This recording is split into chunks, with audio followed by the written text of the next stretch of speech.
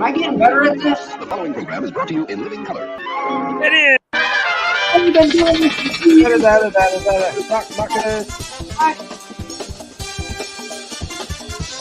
We're gonna make a show. It's Sunday afternoon, so it's time It is. for Dot's Kid Party.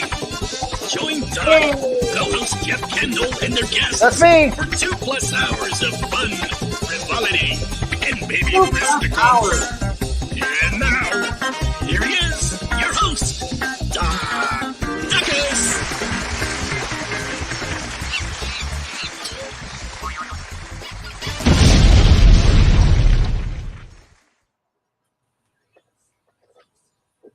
Have some Oh, Pepsi. Pepsi Lime, 0. Oh, okay. I used to like Pepsi Lime, Mm-hmm. and then they quit making it for, I don't know, 2 or 3 years. And then it came back this year, and oh, Pepsi Lime, Pepsi Lime. And then all of a sudden, 0 sugar. Oh. So I got it. Well, I'm down to like half a case of this stuff left. I'm drinking it to get rid of it because I don't really like it. Maybe Boo Boo likes some. Oh, well, at least I got the score to myself today, right? Yeah. Yay! That was kind of crowded. Somebody said something about 3 of us in the same square, and it kind of reminded me of that time on Hollywood Squares back in the 60s, the original, and they had the monkeys on the squares without Peter. It was when they had the 3 of them, and they were all crammed into one square. Geez, that's too bad. But you might notice, you might have heard Jeff Kendall out It's there. me. Yeah, Tim. Yeah, him and his cats. Yay. Yeah. And Tim Allen. You Things kind you of- need to know about Chuck Norris, such as Nothing. Nothing. It's just a blank T-shirt under there. There's nothing you need to know about Chuck Norris. Okay. except he's on like for like 2 or 3 hours a day or something. I don't know. Is he? Well, I'm sure you don't get the H&I channel, but I don't You know, get any channels here. stay tuned because we got like 4 episodes of Walker, Texas Rangers. Like, do we really need that? I guess we do. I guess Grant's Rock Warehouse is out there. Hello. Yeah. Astro Zombie. Astro Zombie. Is that Sunday or a Sunday? Sunday. Sunday. And Kimmy's Kimba. at work on a holiday. Aw. Yeah. And Matchstick Man, what the good wood? Memorial Day holiday. Yay. Memorial Day weekend. Isn't that wonderful? So, all you wonderful people who have dared to join us, I bid you welcome. thank you, Bella. Yes, we have 3 open spots. Yeah, just in case somebody wants to. Oh, here comes somebody. Hang on. Number 4. It is Joe. Hey, let's go. Hey, Joe. Hey, hello, boys. What's up? No barbecue for Joe. No, not today anyway. No. No, I'm not having any barbecue. You have a barbecue? You have a barbecue? No. So anyways, I was like amazed at some of Joe's bargoons. Oh, yeah. Yeah, some good stuff here. Yeah. Yeah. Mhm. Got some good dollar bargoons in there. Yeah, I like those. I Bargoons. like finding CDs for $1. You know, Yeah. like, never had Graceland before.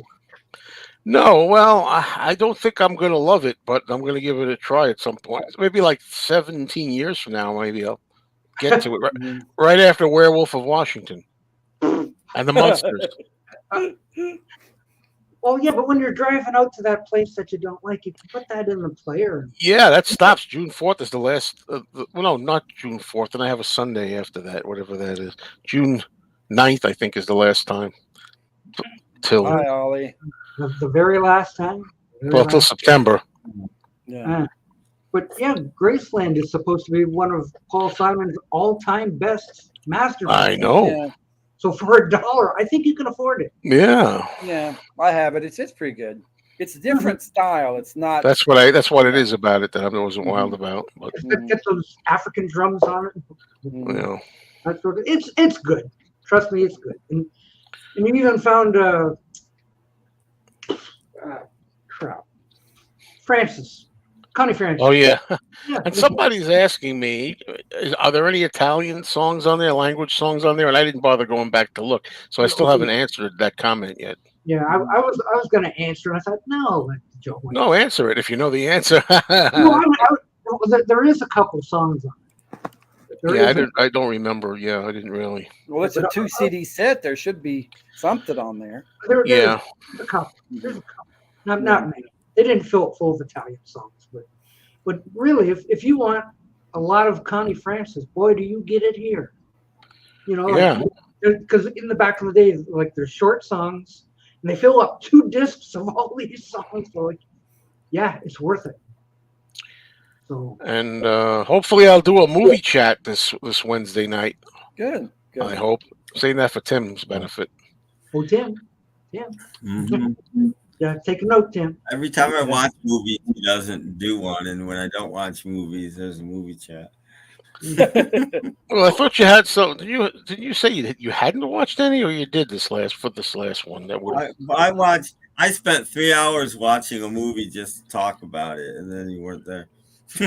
Well, I watched The Apes twice, and then Tom wasn't going to be there, so I said, "All right." I wanted to talk about the Apes movie with him, and I'm like, "Oh well, so much for that." Wait! I must add an extra person here. Stephen Sheen! Oh, I know who this is. I know him. Who is that? Hey. I bid you welcome.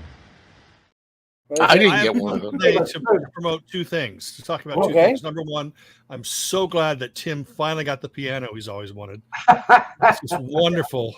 It's just wonderful to see it. And I'm also promoting vinyl. Oh, because because this is Memorial Day weekend, and if you run out of paper plates, just grab that vinyl, slop some coleslaw and a burger on it. Yeah, it works perfect. And if you need a coaster to go with it, you got a CD. Listen, I like both, and that's what I can say. Yeah, and vinyl picks up messes off the floor very well too. So. Yeah, absolutely. And it's great for picking up dog poo poo. I thought it was vinyl snobs. No, there's one sneedy. Take 2. There's one CD snob in the universe, and well, I can't really say I'm a snob because you know what? If I started a turntable and vinyl, I'd be playing it just as much. But you know, you've invested all your money into. I like them both, so there. What you can't do much with that. No, it's great that you do because you have both. Yeah, but you know, I mean, what if you decided today that you're just F the Beatles, I'm going all Backstreet Boys, you know, and you know, you start talking about like Howie's solo album and AJ McLean's solo album and stuff, then you'd have all this Beatles stuff that you'd have to get rid of. Well, if that ever happened to me, they probably would have to do brain surgery. Exactly. See, he's into ELP, brain salad surgery. See, Joe likes to plug all these other bands too. You know, let people know that you know, he does listen to other music. Okay. I think we're all snobs. If that happened to me, instead of buying the Backstreet Boys CDs or whoever, I'd go buy a rope. Well, I am a Beatles snob. There's no doubt about that. That was going to be the name of my channel. Oh, Beatles snob? Yeah. How about Beatles Snob's movie channel? That'll be the weekly title change. A movie snob? No, I can't because I like too much crap movies. Yeah. So, I mean, I'm not saying that you like crap, but yeah, it's totally because people are going to go, you know, people are going to assume that you know, movie snob. Oh, he must love all the Ingmar Bergman movies. Right. And it's like no. I like Ingrid Bergen movies or whatever. Right. He's got Ingmar. So is Grace Kelly. Grace Kelly was a beautiful woman. Yeah. No. Edgar Bergen. Edgar Bergen is not. Edgar Bergen and Candice Bergen. Yeah. All the Bergens. Yeah. And a cheeseburger. Cheeseburger or bacon cheeseburger. So, have you guys got a big boy restaurant near you? What was that? You got a big boy restaurant near you? Hi, Robert P. There is everybody. there's a Big Boy came back about 10 years ago, about 10, 15 years ago. And they started popping up everywhere, but they weren't really the same or whatever. But there is one that's in Bob's Big Boy. Burbank. Is that what I said? Burbank. No, I'm just saying. I don't know. Okay. I didn't say it. I don't mean you didn't say it. I'm just echoing Okay. it. Yeah. No, because I could have forgot to say it. But there's one in Burbank that supposedly has is it there that has a Beatle booth where the Beatles supposedly sat? But then people will tell you that thing that's designated as a Beatles booth is actually like a different part of the restaurant than the actual booth that they sat in. But they just have a designated, sort of like the Cavern Club today. Everyone goes to, Liverpool. Oh my God, it's the Cavern Club. It's like, well, it's called the Cavern Club, but it's not the Cavern. Real one. Mhm. Yeah. It's a phony. It's across the But street. anyway, we went to a Big Boy yesterday, and the Big Boy is like a double decker, like the Yeah, Big Mac. yeah. It had the Super Big Boy, Uh-oh. And what was Yeah. that? twice the meat, so like 4 patties, Wow. and we ordered one. It should have been a video, but anyway, Yeah. we got the Super Big Boy, and when it came, it was like the picture. Wow. The Big Mac never looks like the picture, but this thing came and it was like so many inches tall. We're going like, how we eat this? Isn't The milk wasn't big enough to eat the Super Big Boy. isn't the sauce on a Big Boy more like a sort of a relish, like a red relish type sauce, or No, or is it not interesting? looks like creamy beige or whatever. Yeah, I Right, never liked right. the sauce. But it was large. We were like, You could wow. call the video Bob's Big Boo Boo. All I remember about that is many years in the '90s, a friend of mine and I, we used to travel to, I think, oh geez, where did we go? Baltimore, I think it was. Anyway, and we'd always stop. That was the place to stop. Yes, exactly, Dusty. Exactly. Yes. Yeah, that was mine. Yes. Kind of same secret sauce. Whatever. It was Those are the just movies. I'd rather watch movies like that. I saw those movies when they came out of the theater. Thing with Two Heads, Blackula, Blackula, Scream, Frogs, Willard. What's up, Ben. frogs? Yeah. Oh, Willard, I love it. Black Eagle goes to Hawaii. Oh, I saw House Willard of, at the drive-in. House of Dark Shadows. Oh yeah. But yeah, Willard, I love that movie. I own the DVD. Oh yeah, that's one of my. You know how long it took for that? That was one of my most wanted movies to come Yeah. out, then and they that was came out on because one- of the Bing Crosby estate. I think there was a problem with that. They owned it, the rights to that. Oh, really? Yeah. Well, that's how I got introduced. Something beside horses. That's how I got introduced to Bruce Davison. Oh yeah. And of course, we already know Elsa Lancaster. Is Mhm. it Lancaster or Lang? Yeah. I think it's and then- supposed to be. And I know you Lancaster. spell it like your chest.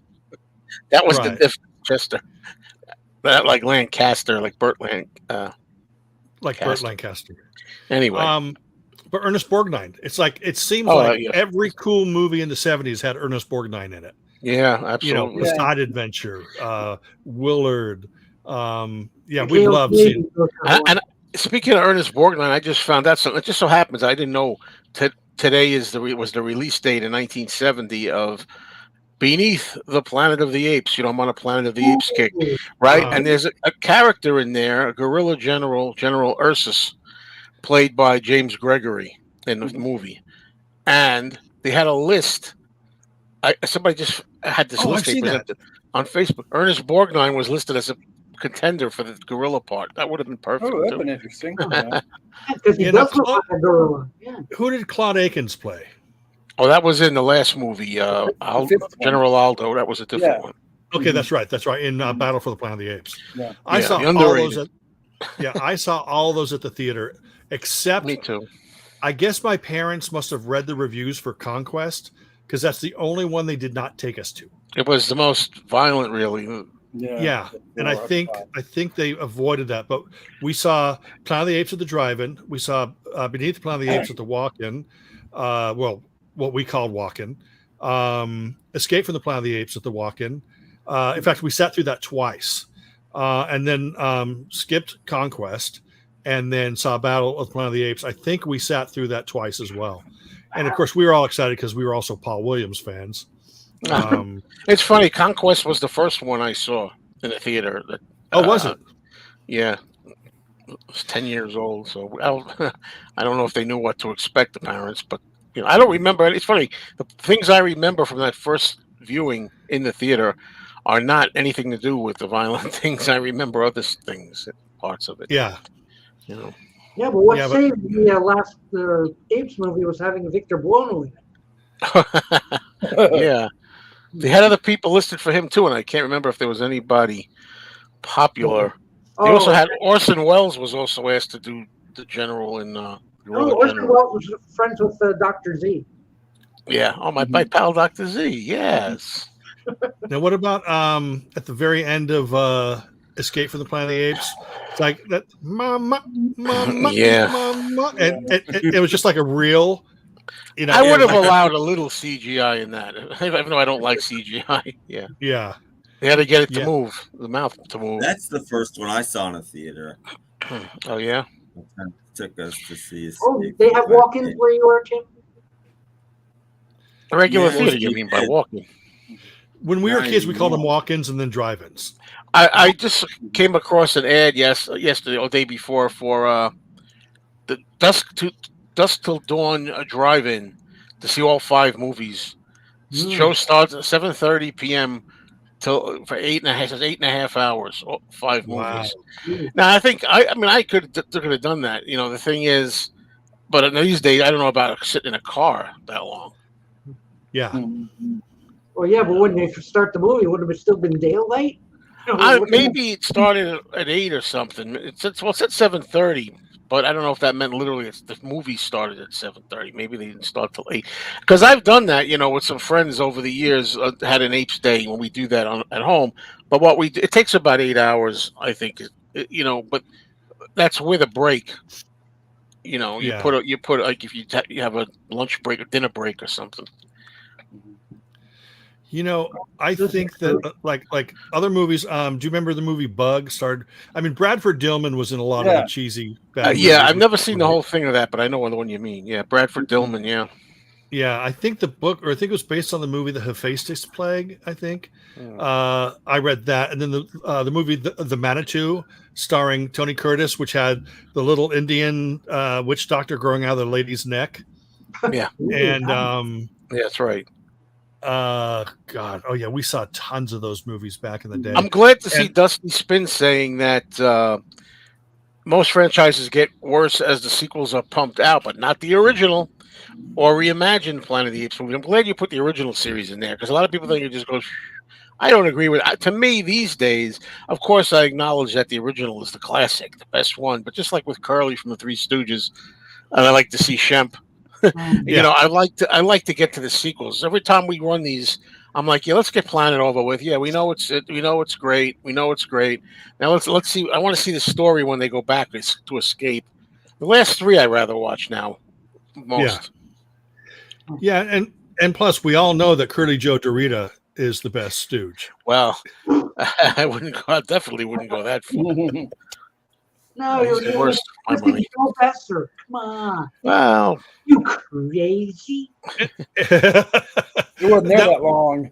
Yeah. Now, who would I think after Larry died, didn't Mo want to bring in Emil Sitka or whatever? Yes, and you must have seen the photo of them together, right? There's a photo of them together. Oh, he's too tall for one thing, but they had him in there, and then Mo died, so it didn't work out. Yeah. I'm surprised that Emil Sitka didn't go off with the new Three Stooges. Yeah. He was almost a stooge, and he's proud of it, too. Yeah. Damn, I was almost a stooge. Yeah. 70s B movies. Dirty Mary, Crazy Larry. Yeah. God, we must have seen that a bunch of times in the theater. I remember in the 70s, they had a double feature that played around, I think. Now, it probably made it to New York and wherever else, but they put Bullet and Bonnie and Clyde together, which were both, they're already a few years old by that time, but matinee double feature, and it just seemed to appear on a bunch of different theaters around Orange County. So, we'd go see it at one theater, at the Gem Theater or something, and then a couple weeks later, that same double feature. And my parents knew that me and my brother would sit through those movies again because we love them. Yeah, I used to be able to do that. Yeah, still can. So. I would just go to the bathroom in between movies. Yeah. 15 minutes in a stall and then come out and take another seat. Okay. And they had some good English imports around the same time. The Hammer films were still going, and they had the great Amicus anthology horror films in the early 70s. There's always something I would have wanted to see in those days. Now it's hard for me to find anything I want to see. Yeah. Count Yorga. Oh, yeah. Just because the next bunch get a load of the hand coming out of the ground, right? Yeah.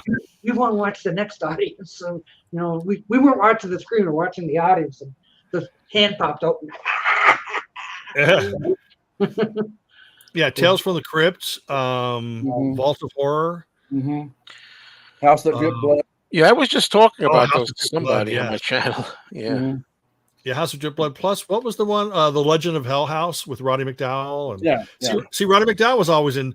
I mean, Roddy McDowell was in an uncredited appearance in Dirty Mary, Crazy Larry. Oh, was he? He's in the movie for 10, 15 minutes, but he's not credited in the.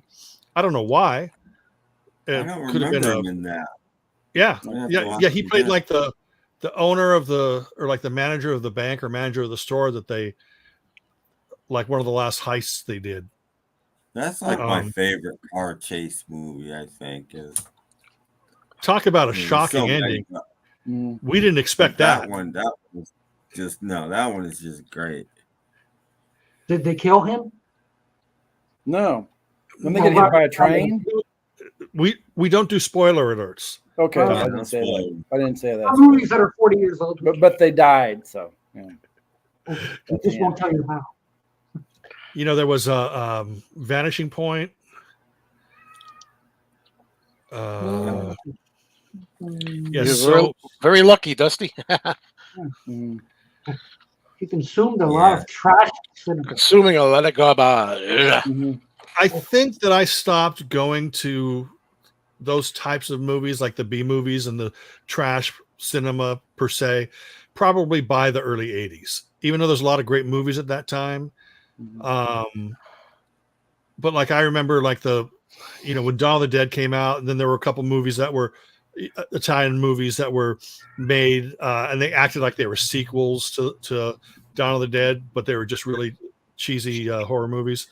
But then one of those movies, and it was just released in the US, I'm sorry, it was when it was released in the US, it was just titled Zombie. Yeah, Fulci.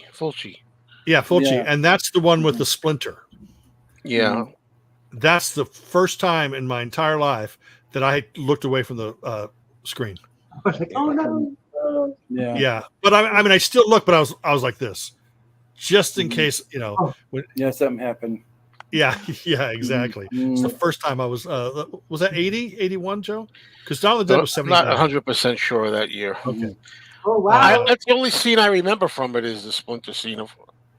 Oh, okay. Yeah. Anything else? He's a big zombie fan. I've seen it. Yeah. Okay. All you got to do is say the splinter scene, and people who've seen that movie, very, very memorable sequence. Very. Yeah, like the meat hook scene in Texas Chainsaw Massacre. That's all you need to know. Yeah. Watch out for the meat hook scene. I remember seeing Texas Chainsaw Massacre 2 the weekend it came out. Yeah, it was terrible. It was horrible. I despise that movie with every fiber of my being. The first movie I ever wanted to walk out on was Summer Rental, starring John Candy. Oh, Summer Rental. I think I saw that. Don't remember it, which says a lot. Don't remember it at all. One eye out the other. I think I got sciatica starting, guys.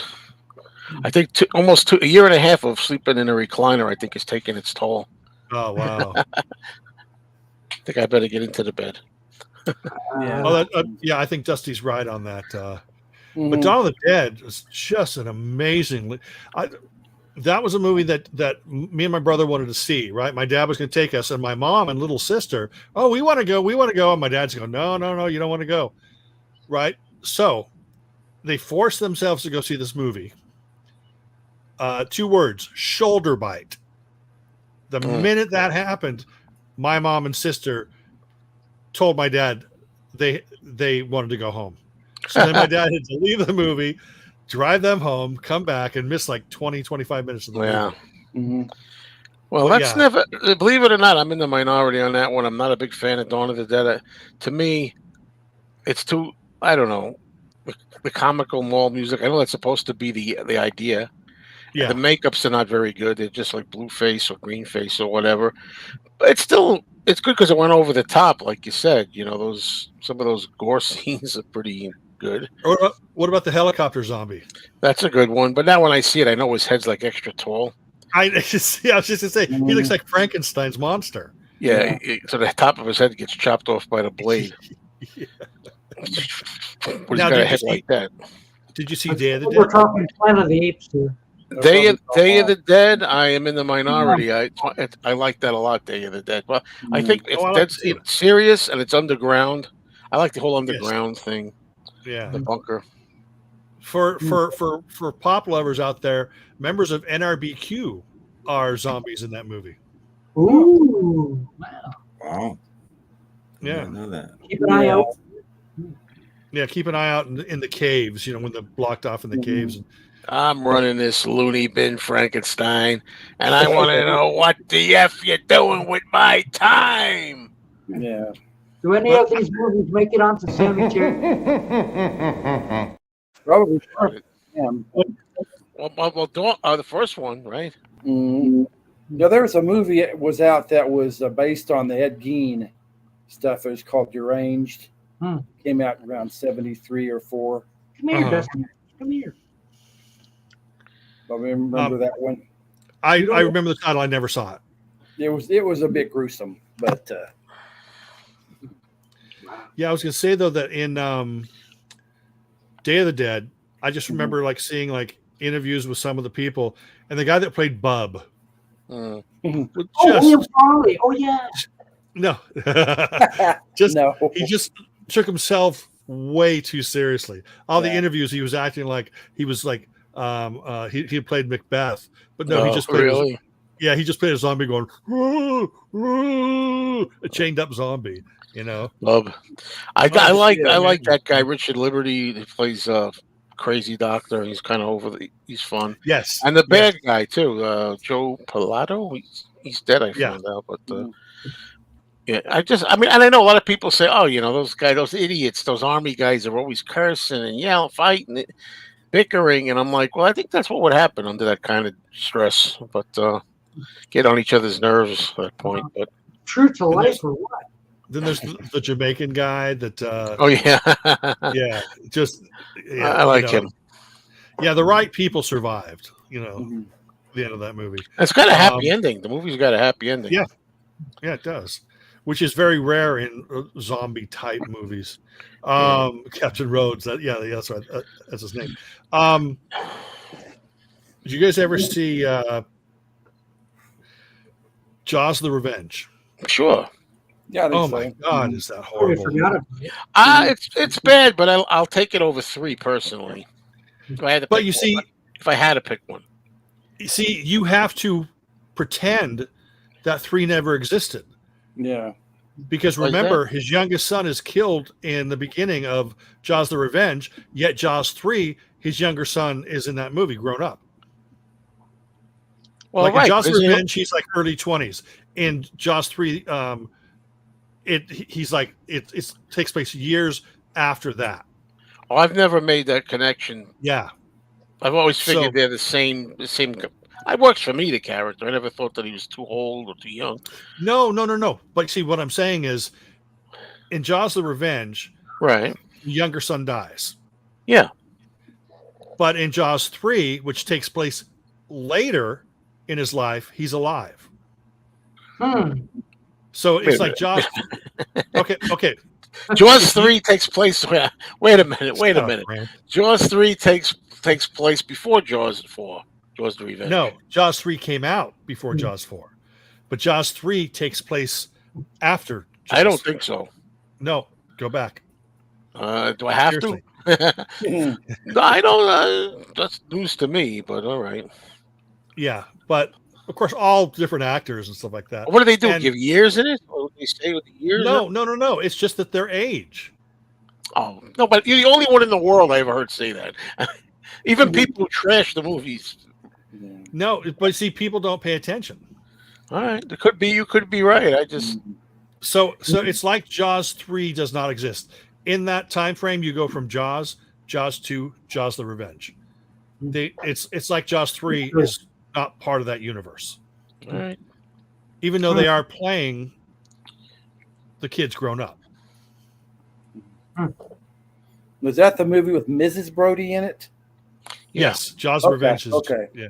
Okay, yeah. I was hoping that she was going to get chomped down at the end of that movie. Yeah. I agree, But- Ollie Perry. Jaws 4 better than Jaws 3. That's what we're saying. Like 3 doesn't really exist. You just gotta- Yeah.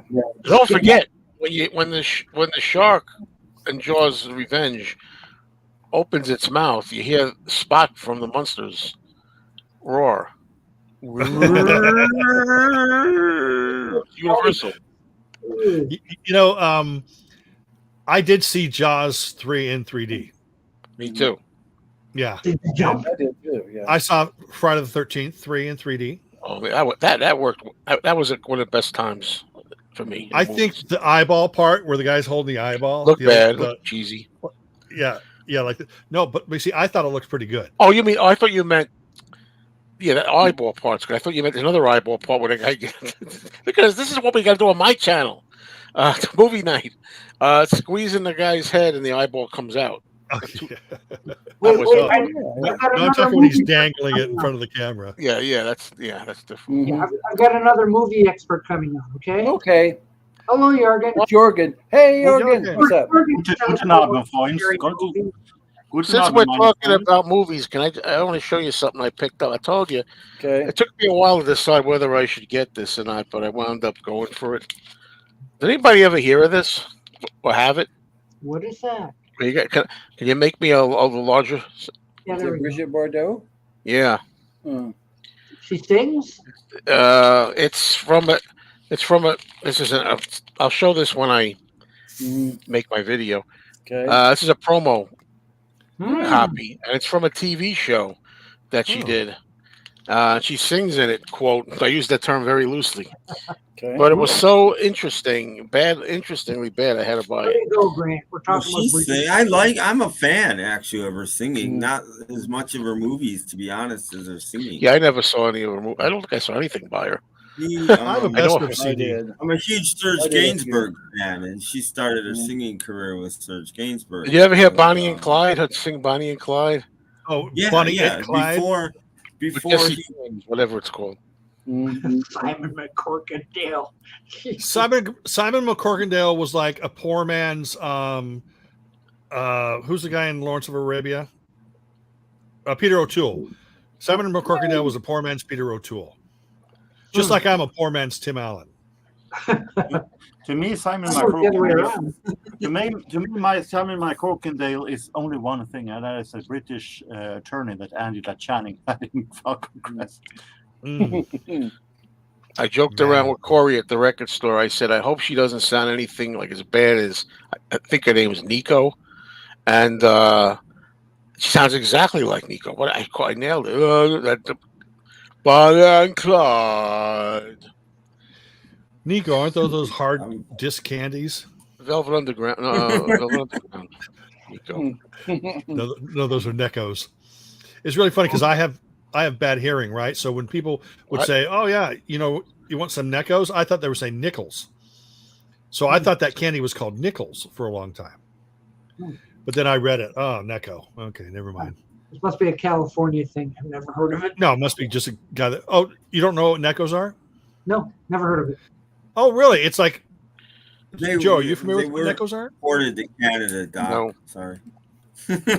They're it's almost like a roll of quarters, but they're these like flavored discs. It almost look like they're quarter size, and it's just like hard, crunchy candy. And each pack comes with like 20 or 30 of them or something. It's like NECCO. Well, they're like these Necco wafers. Necco. Yeah. And as he says, Necco wafers. Yeah, but you think wafers would be light and stuff like that. No, these things you bite into them and then your teeth crack. That's okay. I could do without that. Mm-hmm. Well, I imagine the closest thing I could compare them to is like a wooded green lifesaver if you put it in a hydraulic press and smushed it. Yeah. But it's sort of the same idea, though. I mean, yeah. Ew. You mean like black ones? Those were really good. Yeah, no, I didn't like Walkers. Now, what's wrong with licorice, Doc? Oh, what Astro Zombies got a line for Brigitte Bardot. La Belle is great. There's an Indian track on here I really like. The first one, I forget the name of it. It's like an Indian music talk. I like her. I like her as well as Jane Birkin, who was Serge Gainsbourg's. Does she sing better than Sophia Loren? Sophia Loren sings. I don't know how Sophia Loren. I don't. Brigitte Bardot, Sophia Loren. I'm a Sophia Loren fan too. I like Bonnie and Clyde. I mean, to me, who cares how Sophia Loren sings? I mean, va va voom. Well, that's the beauty of this. What I think is funny. You'd go to one of her shows just to watch her sing. More of the watching. Yeah. Well, I'm a fan of stuff that are so bad, horribly bad, that it's laughable, and I assume that British Bardot fits into the category. Well, yeah, I don't want to insult it. I enjoyed it, but what's the first track? Is that Bonnie? Jeez, I can't even read it. Well, he's looking at hippies. It says something about hippies. Yeah. Oh, Tim, what's your favorite Gainsbourg song? I don't know. There's so many that I think are brilliant. But I don't know. I can't. The titles are all in French, so I can't really think of them. There's a song called Ford Mustang that I like. It just goes Ford Mustang, bang. Ford Mustang, bang. Did I mention that this thing I showed was from a TV show? I don't know if I mentioned that or not. Yes, yeah, you did. Wow. Short term. So, okay, I'm gone, folks. Back to work. Why? Okay. You're gone, eh? Yeah, I mean, plus, A, it just gives someone the opportunity to come up. B, a whole lot less than me is a whole lot better. And number 3. Well, then you got to go off and get some. Think of a third reason. Get ready. You don't have to be on here with me anymore. Yeah. No, it's a thing. It's like I don't have to annoy Joe with my love of those great B movies. Oh. Well, that's what I want to talk about, but I thought you were going to say 80s. Oh no, I'll talk 80s B movies.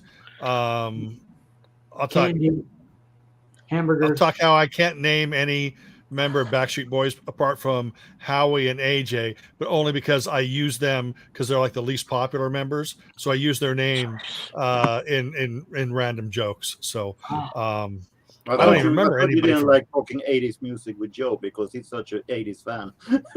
I do like 80s. You know that. Yeah, Press to Play. No, see stuff. You're gonna see me get wound up because I'm gonna try to keep it calm. But I hate I hate more when people are wrong about me. It's one thing if what you say is, well, I know he loves rap. Oh, that's fine. I own it. I own that.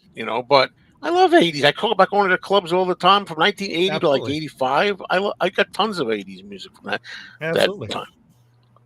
Oh, I know that. I'm backing off. I thought that you hated 80s. I could name all kinds of things. Thomas Dolby, Total Coelho, Eat Cannibals, video. Madness, our house anyway. Madness is playing tonight. Modern English. I'm trying to think. I'm just from the top of my head remembering things I liked back then, and of course Thriller. They had one song, didn't they? Right. Well, that's all I care about. Flock of Seagulls. I'm trying to think like when I used to go to the clubs, all the songs I liked. Eurythmics, Sweet Dreams, and It's comes the rain. It's funny. Human League. I love that. Here Comes the Rain Again by Eurythmics. That's Lilo and Stitch.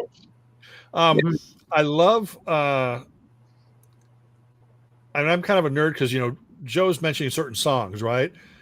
Unfortunately, like for every band that he's listing, I've got like all the albums, like the deluxe expanded editions of every CD, and then it makes me go like, yeah, maybe I've collected too much over the years. Motels, like I'm just naming from like the ones I like.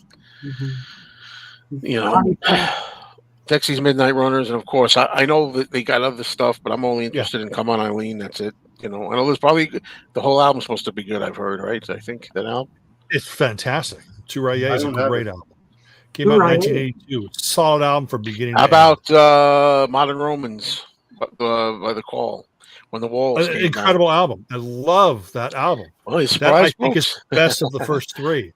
Of course, it's not on CD, but you can get a best of. But yeah, Modern Romans is a wonderful album. 99 Luft Balloons. Nina. One of the best looking gals from the 80s. I got very lucky. That was during those clubbing years. 80 like 83, 84. There's a lot of good stuff then.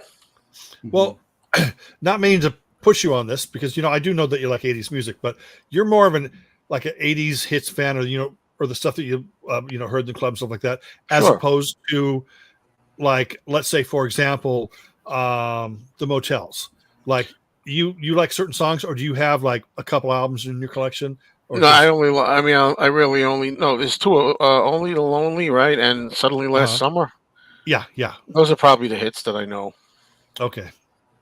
But I think you did. I know you did a video showing all these albums once, or talked about them. Once. With the Motels, yeah. I mean, they got a lot of stuff out there, but the whole thing is I don't think there's anything wrong with what I do, and that's collecting a band that I like, and that's buying all the albums and solo albums if I like them. Just like there's nothing wrong with Joe liking Only the Lonely and Suddenly Last Summer, and that's it. I mean, to each his own. But maybe if I played all the albums, I've been through this too before. If I play all their albums, I might say, "My God, there's like 25 songs I like, and I like all of them." Could be. Oh well, my loss. It's like I'm not bothered by like if I don't find anything else. If I do, it's terrific. It's a bonus. Yeah. Absolutely. Look at the dollar bins for all those. Yeah, like Melissa Etheridge. Am I going to play those now? I wonder. I know. Even Jeff is jealous, probably. All that stuff you found for $1. Wow. Yeah, I love those $1 ones. Yeah, Bazooka Joe has a dollar section, and there's a lot of stuff in there. Good stuff. Yeah, but what kind of condition is it? Oh, I checked. They look all right to me. I'm surprised. I don't know why. Wow. I mean, people are just offloading, I mean, because the main section has anything from like $3 to $7. I mean, they're getting higher. I thought some of these used CDs. Oh yeah, you can still find used CDs on Discogs, eBay, Amazon that are highly priced. I mean, I have a CD. I mean, I like it, but I'll sell it for $125. I mean, it's sold for $125, but it's a group called The Graduate, which was like a mod ska band featuring Kurt Smith and Roland Orzabal before Tears for Fears. And it's sold for like $125, $150. So I just put it up on Amazon, on Discogs. It's selling for $125. And you know what? If it sells, then I'm like, okay, that's $125 in my pocket. If it doesn't, I'm going perfectly fine because I like a lot of songs in the album. So if you like that kind of thing, run to Discogs and check out Stephen Schnee's listings there and bid high. Yeah, I have to list a whole bunch of other stuff. See, like Joe, are you familiar with Lena Lovitch? Yeah, I'm trying to think. Getting Kate Bush mixed up with her. I think I tried listening to some of them. I didn't like one of them. The song "New Toy." No, I can't come up with a song. Okay. Off the top. Okay. No. See, some people only know New Toy and Lucky Number. Yet Lucky Number. I have a 4 CD box set. Ooh. You know, and Wow. some people only own 2 songs. You know, That's a ton of and stuff. I'm not sitting here going, "Oh, look, I have a 4 CD box set." I'm sort of making this thing. You know, some people only know the hits, and you know, with me, if I like the hits, then I dive deeper, and then if I don't like the rest of the album, then I'm satisfied with the greatest hits or a comp with that one song on it. I actually have a Total Coelho compilation. I can't tell you anything on it that apart from I Eat Cannibals. Yeah, I love that. I think they have a song in there called Dracula's Tango. Oh, Yeah, cool. that one's good. Which I only know one song from Lena Lovitch that attracted me, and that was the duet she did with Nina Hagen, "Don't Kill the Animals." Right. That one was great. Right. Yeah, I wasn't a big fan of that, but this right here is all her Stiff Record stuff, you know. So, but okay, I have to go, gentlemen. Sorry All for right. dragging this out longer. So yeah, thanks for coming in. Doc, Jeff, Tim, Jorgen, Yo, and I will see you all later. Okay, see Later. you Lodge. There. See ya. Yeah. Bye. Aha, interesting.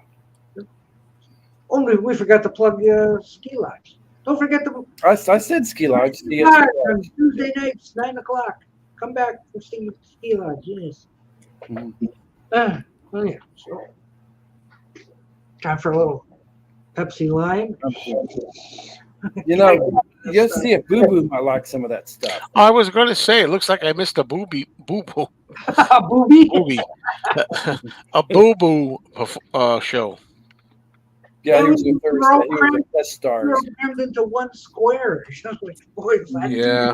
Jeez. So yeah, he decided to come over in the middle of a show. I says, "What kind of show going on right now?" "I don't care. I want to come in." "Well, pull up a chair." Yeah. And then Oh, we it was had- like that. Oh, it wasn't planned? No, What did you do after the stream? Did you I go don't out wanna to know. eat or something? Or No. Well, we stayed on here for another hour or so. yeah. Boo-boo. Yeah, so, like, I get the feeling yeah, that he's was in the back, sitting there, and I get the feeling that he's not as comfortable in front of the camera as you are. yeah. It wasn't bad. Wasn't Booby bad. is his sister. Yes. Makes sense.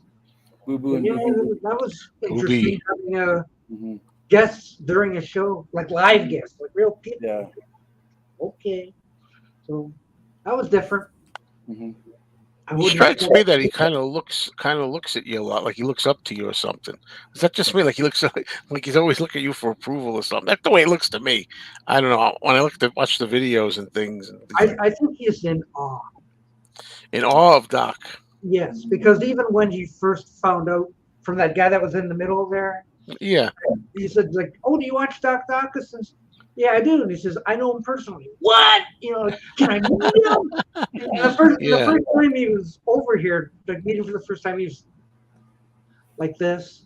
So, like, I think he's still in awe.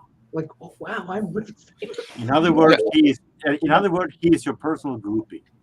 I didn't know who that guy was sitting down. I saw him in the background. I didn't. Yeah, that was the guy who introduced us. So, Oh, okay. was it roughly a month ago that we were in the donut shop and my phone rang and it was Beetle Brad. And I shows Boo Boo. I says, "Look, Beetle Brad's on the phone. Can I talk to him?" I says, "Yeah, here." Yeah. So he's still talking. Yeah. With him. Well, he was hoping on Thursday that Brad would show up. Mhm. So you could see him in person. But, you know, I've been waiting to see Beetle Brad. No, it didn't happen. So, oh well. Well, it was an honor for him to talk to Brad. It was. It's such an honor. Absolute honor. Exactly. Honor. You got to pronounce the H. It's such a honor. Yeah. Maybe that's what he was doing. Is like, I hope Brad shows up. No, it didn't happen. So he would have been awe again. So, I love that Mickey Mouse carpet in the background. oh, do you like that? A carpet. No, it's a blanket. A blanket, sorry. That- I thought it was that's a something you had on Robert the P. floor. gift. Tapestry. That looks good. Yeah. So yeah, He knows I'm a bit of a Disney nerd, so bring that for Doc. Yeah, so I've got a Disney blanket behind me. Looks There you good. go. Yeah, but there's no Kali Anka though. No. Oh no, that What is Mickey Mouse in Swedish? What do you call that? you'll have to ask him.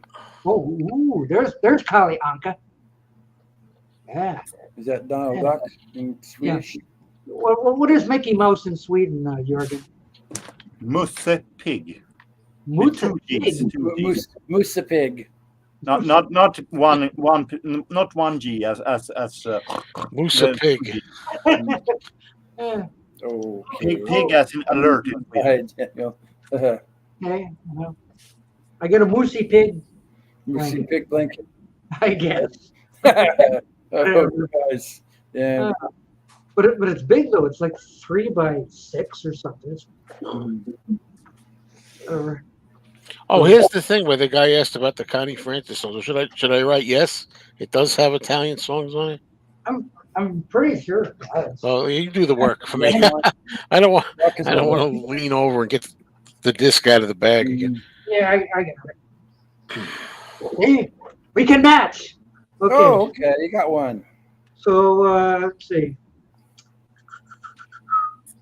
There's a song "Mama" on there that's got to be on there. That might be Italian. For Mama or La Mama. And then there's B&E. Oh, sorry, no, not that one. Come on. Oh, time alone will tell. Non pasará a más. Whatever. But yeah, there's a couple on there. Oh, you mean you didn't play the whole thing yet? When are you gonna play the whole thing? I just wrote yes there. Yes. There you go. But yeah, if you like Connie Francis, yeah, get this song. You kidding? I got a freaking CD set that's got a really nice cover. That's one of those slender. It's like boxes. It's got multiple discs in it. It's like a narrow, slender, long box thing. It opens like a book, and I never play it. Yeah. So good compilation. So when Joe showed it, I went, "Ooh, good for you!" Yeah. Come on, man. Good stuff. So yeah. Good catch. Good catch. No. If it wasn't a good catch, you would have been a very. If it wasn't a good catch, you would have been a very sorry dog. I know my aim has been off lately. Yeah, she sang in a lot of languages. I have a Japanese album. I think she's singing in Japanese. Oh dear. Oh, okay. Oh crap. I know she did a lot of different languages. Yeah. Oh, I got too many of these things. Like I gotta get rid of some of these things. I can't find the things. Yeah. Talk about Japanese again, Joe. Oh, I forgot about that. I think I have an album with Japanese. I think she's singing in Japanese on it. I'm sorry, I don't speak Japanese. No one could have seen that. I didn't remember, man. It doesn't surprise me none. Huh. Can't remember things. Every language available. Jeez. Not Swedish. No Swedish, yeah. Well, etc. Maybe. You never know. Like maybe even Ricky Nelson. I think we would have heard it by now then here. Or who's that guy you showed on the thing with the organ polka, not polka, but boogie, organ boogie. So Jimmy Smith? Sure, whatever. I'm sorry, I don't speak Swedish. So. I don't know what. I tried to find it on YouTube. I said I want to hear that, but couldn't find it. So, I have to leave here a little before 6, just so you know. Okay. I'm saying that because in case anybody thinks I left because of them or some other reason. Not because I insulted you. What? Google. Delta Rhythm Boys though have sung in Swedish. 16 languages, yeah. Wow. Like the same album. I hope one of them is like sultry. Yeah. And guess what? The Osmonds have sung in Swedish. Ooh. That's different. Oh, it's starting to get dark in here. Ooh, remember Jeff was saying around 5 o'clock. It's starting to get a little dim in here. If you hear the sirens, you'll have to. Maybe you can leave the computer up and run in the bathroom and have a long, like long microphone or something. like I was telling you an hour ago that we're supposed to get some big storm coming through around 5 o'clock. So Is your car outside? That's why. Is your car outside, Doc? Yeah, it's outside. I don't have. What's your car? They were talking about baseball-sized hail. Lovely. Where do you guys live? Oh, some hope. In fact, Pulp Fiction is playing at a theater coming up on Thursday, and it looks like I'm not seeing it. Which is, I really love the movie, but I saw it in the theater when it first came out, but not since. That's 30 years ago. Where does the time go? Are you kidding? Oh, I might as well look and see what the #1 movie at the theater is this weekend. Oh, it's going to be that thing, If. It's not the Apes anymore. Oh, hit the wrong button already. Lovely me. Okay, hit this one. That might work better. Come on, you can do it. Kingdom of the Cartoon Apes. Oh, no! If has fallen to #3. Ooh, that's quite a lot. The #1 movie of this weekend is Furiosa, a Mad Max saga. Oh, okay. Yeah. Number two is the Garfield movie. What? Jeez. And the Kingdom of the Planet of the Apes has fallen to #4 with a measly take of 13 million. Uh-oh. Will this mean the death of the new Planet of the Apes franchise? We'll see. No. Hope not. Not when you add them all up, all the weeks. Well, over the past 3 weeks, it's made 122 million. That's not a lot. Yeah, it's funny that these days that's not just considered. America. I have to say this every week. You know, more people worldwide see movies than Americans. Americans don't see movies anymore. But people in a lot of the rest of the world. For the worldwide box office. It's fine. So, like all the people in Bulgaria are flocking to this. I haven't been to the cinema since before the pandemic. So I haven't been to a theater since I found out I sleep. So I could just spend my $11 for time to sleep. Wait a minute. You must know you sleep there unless you never woke up. Well, Oh, you mean you found out for yourself that you sleep? Not yeah, it's like it's not worth going to a movie if I'm gonna nod off. Like, geez. what did I do now? What did I do now? Why did I miss the movie? Nodded off. Yeah. So I just haven't bothered going to theaters anymore because it just isn't worth it to pay $11 to nod off. So yeah, that's interesting. I wonder why I stay away. I mean, yeah. I'm so sick and tired of every superhero movie, of every reboot, up and down, every biopic. So I refuse, and those are the only thing that's coming here. So I refuse to go see any of them. What you need is a good Korean movie. The movies I want to see, but they don't come to where I am. So I think Tim, didn't you say the last movie you saw in the theater was Wings? That's the joke. You weren't even alive then. Yes. No, but the last movie I saw in a theater was V for Vendetta. That's how long it's been since I've seen a movie in a theater. Trying to think what the last movie. The last one was The Edison Frankenstein, 1910. Oh man, I wish I had the desire to see more movies. Finding Nemo and Kill Bill 2 were the two before that. It's been a while. I think the last thing I saw was the last Avengers movie. I find it interesting that the cinema etiquette question that Ollie's raising, I found it's gotten worse. Oh yeah, the little girls in that Taylor Swift movie, they destroy the theater. Come on. Since COVID, I don't know what it is, man. It's like it just annoys the hell out of me. And they tell you they have the little thing at the beginning, please don't talk, and please don't have and shut your cell phone off. It ruins the movie. And sure enough, I changed my seat the last time. Taping the movie. Ironic, but when you paid $3 for a movie ticket, everybody went in and was quiet. Now you spend $20 for a movie ticket, and I think they just think they're entitled to do whatever they want because they spent $20. Yeah, and it's gotten worse It's since ironic COVID. because the more you spend, the less you pay attention to the movie. I think the last movie I saw was Knives Out with Daniel Craig. Oh, because they want you to pick your seat. So, like when I saw the movie, I picked my seat, and luckily there wasn't anybody there. It was the matinee. There was there was like 7 or 8 people there, or something like that, whatever it was.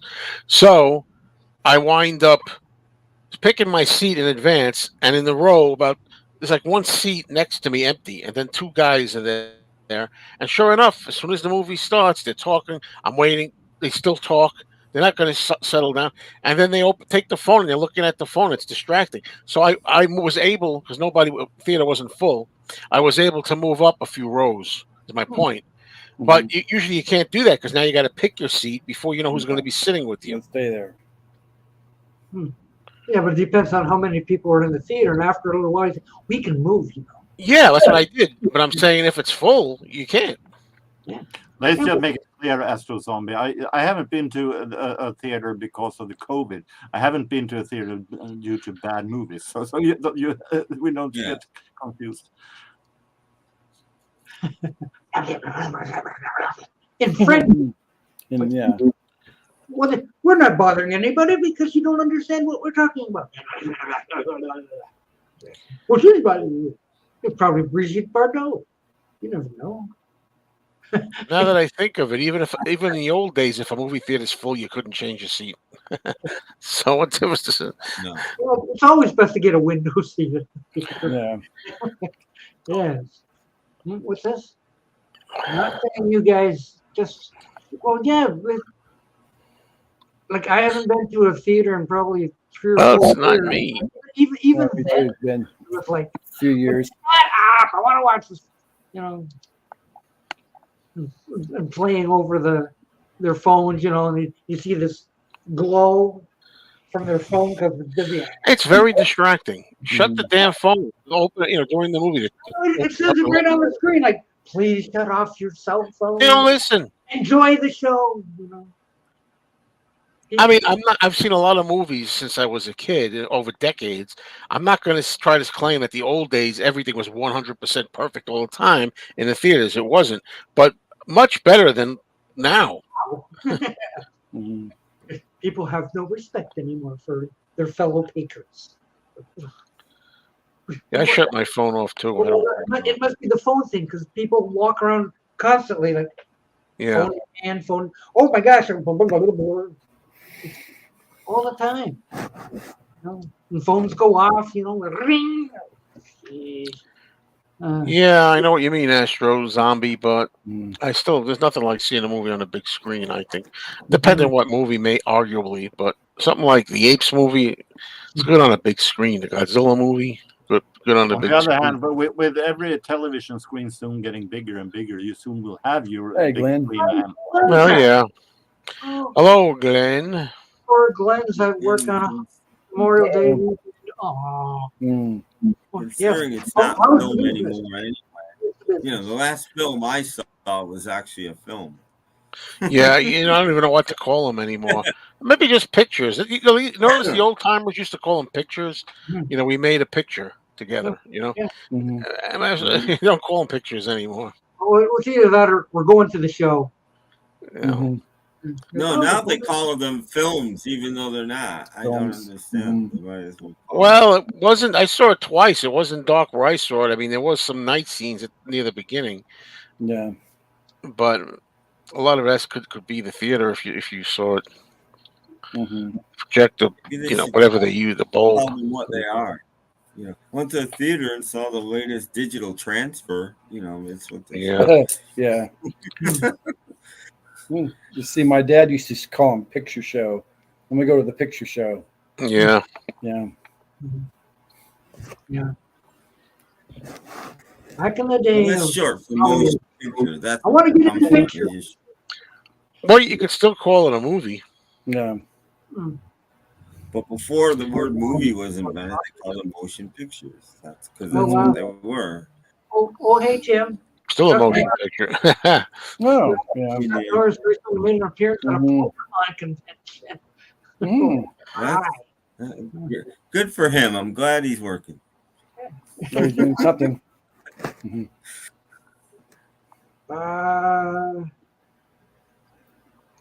Hey, you know, Tim, this could be the movie chat. Yeah. Yeah. Yeah, they might be filmed on film, but still, when you go to the theater and see them, they're probably not filmed. They're just Oh yeah, they don't have those projectors anymore. yeah, you know, that's what I'm saying. Whether it's filmed or not, that's the problem. You go see a classic today, it's not a film. It's a same thing you're gonna see. Everything's on a disc, right? Yeah, it's all disc. Mm-hmm. Well, that way it doesn't break and all that. Oh, sorry.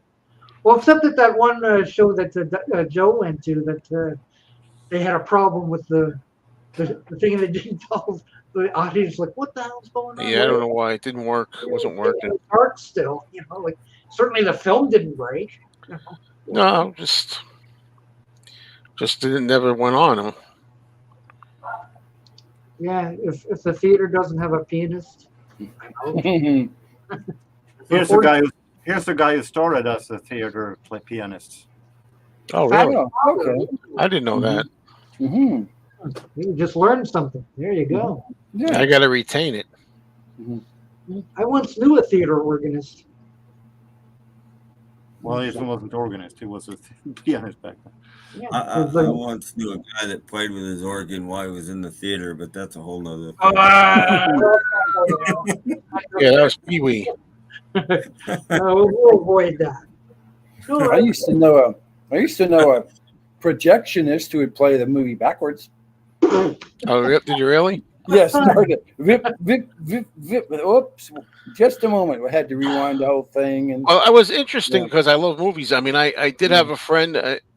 He was a projectionist in a multiplex, and I was up in the booth with him, and it was a few corridors, like different corridors, And by then, it was still film, but it was like it wasn't upright. It was on platters.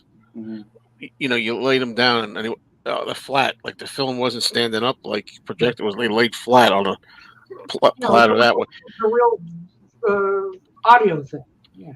Huh? It's like a real audio thing, where it's flat, lays flat. Yeah. Oh, right. Yeah, like that. But yeah, and that was interesting. It was, to see how it worked and stuff. Yeah, And he had different, like six. I think there was 6 screens, so we had 6. So which one's the screen? Whoops, sorry. Yeah, wrong one. Everybody's expecting to see the Little Mermaid, but then they get the horror movies. And that was in the 90s, like 95 to like 2000-ish, like around then is when I hung out there. I was supposed to see sharks, not Jaws. I don't. Do they still change reels? No, they don't use film anymore. Okay. Well, I mean, I know when he was doing it, he had all the reels were spliced together on this. Oh yeah, on one big little thing. reel. You didn't have to like change projectors or anything. That's what they used to have. Those are what those little cue marks were for. Those. Hey, Brandon. Oh, Hello. Brandon. The little Brandon circles. knew I'm sitting outside. Oh, okay. Doing a little something different. That's good. Hello, everyone. Joe. Hey, what's up? What's going on, Brandon? Tim. Dog. How's life at Honolulu? Yeah, it was raining all day. Now it's nice out, so I'm sitting outside enjoying the rest of the day. Yeah, and you brought a beer. There Oh, you you're go. talking about in the Apes movie? So I'm known as the beer guy. I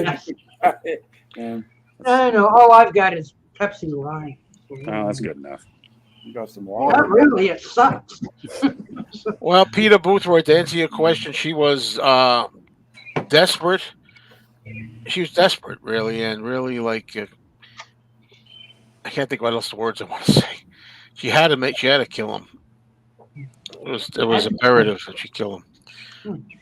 So, Brandon, what was the last movie you saw? At the theater? Yeah, actually in the theater. Yep.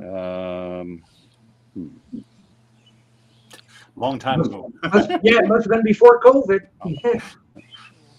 I think it was Oppenheimer. Oh, well, that's not too. Yeah, I brought that up before. That can't be too long ago. No, that's only last year, right?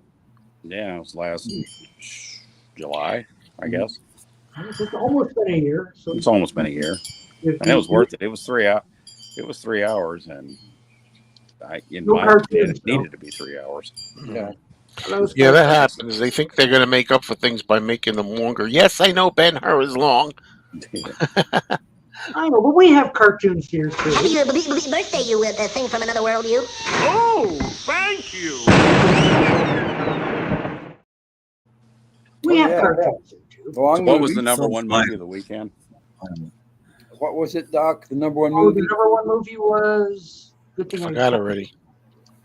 The newest Mad Max movie. Oh yeah, Mad Max. Yeah, that I can see. And then what was number two?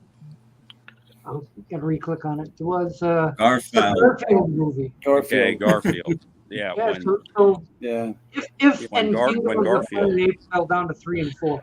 when Peter Garfield Boothroyd, I seldom get into that kind of analysis when I'm watching a movie. Drives me nuts when people do that. Suspend your disbelief and go with it. Oh, Anybody the watching? Football Arms? And anybody watching notices a red thread between the three most viewable movies now. We have Mad Max, we have Garfield, and we had Planet of the Apes. All are any kind of follow-up and continuations to early made movies. Nothing new. So Garfield's going to probably be considered a bomb. Well, let me see how much money it made. It made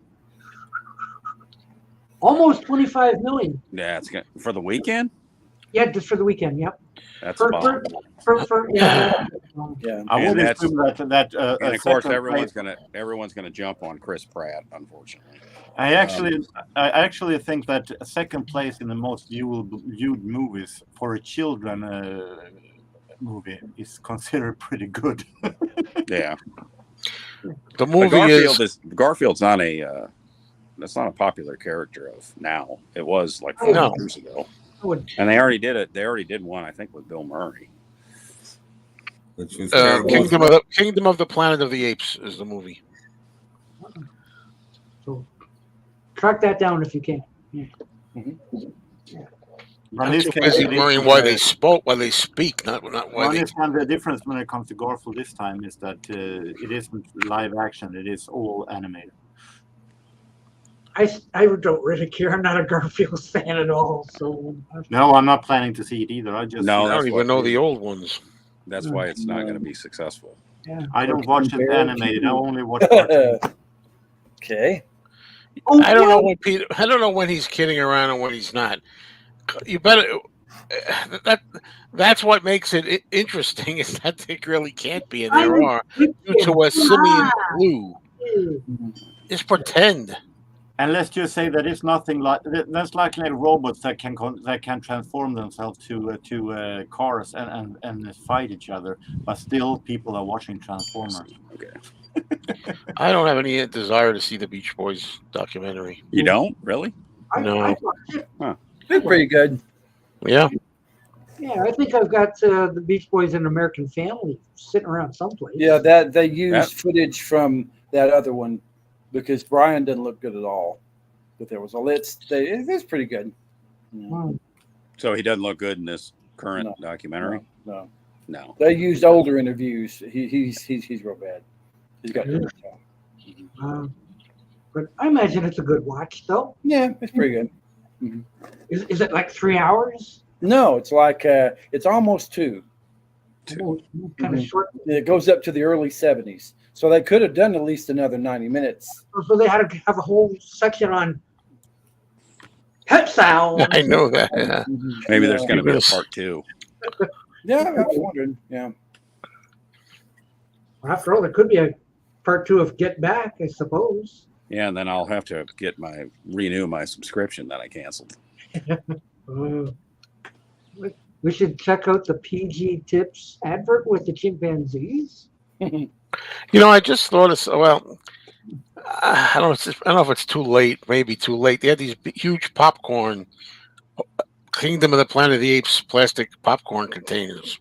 Oh, Joe, you got to go back. And I was like, I came out the first time and I was just lukewarm on the movies. I'm like, I'm not going to get it. You know how much they were? How much? 30. Close. Too much? $27. But I mean, it was with the popcorn. You know, I was going to say, I don't even want the popcorn, just give me the container. Then I saw it a second time in another theater that did not have these things. Ooh. And I liked it the second time. And I'm like, but they don't have it. And I forgot about it. I should go back and get that saw head, though. Yeah, I did that. Yeah, I got the saw head. Yeah. Yeah. So you got to have a Planet of the Apes head.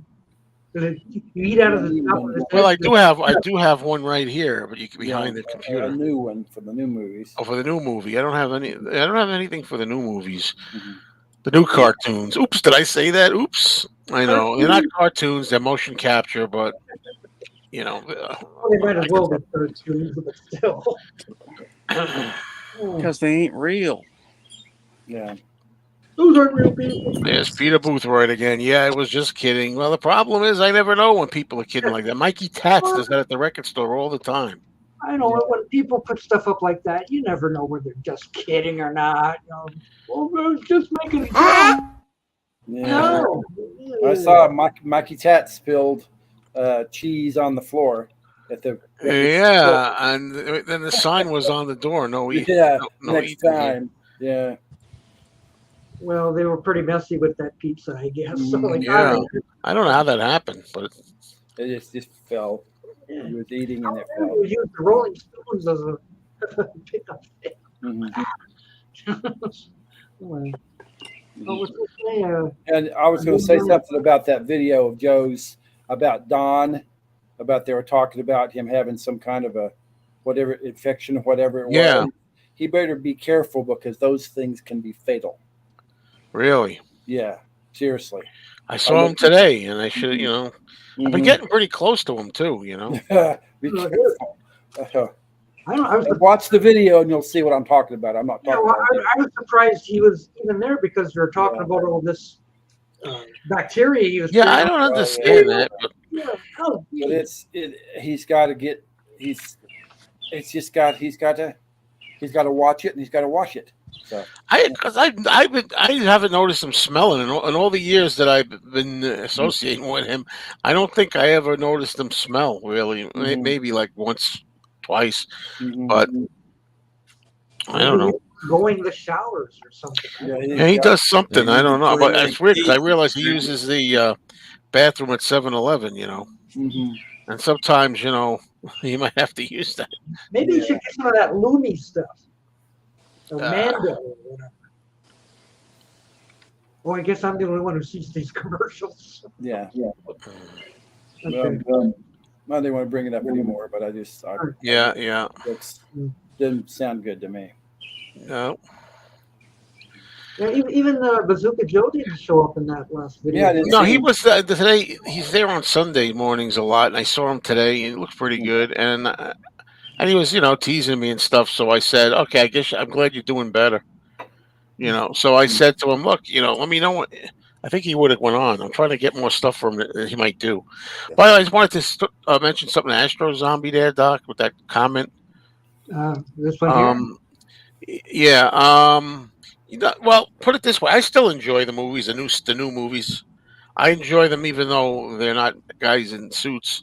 And and I'm glad that the younger generations of fans. But what's happening is, as I say, to show my age, I've been watching ranking videos of the Apes films, all 10 of them. And most people younger than me, say 40 down to like teenage, and they do the rankings, and almost 9 out of 10 times they've got the new movies in the top and the lower movies in the bottom all the time because it's the most recent. Yeah, with the exception of sometimes the original but classic they put near the top. But the other sequels are usually under the new ones. They always have that Tim Burton one down in a. Oh yeah, they have that, which is why again I want to talk about. I'm going to make a video on that too.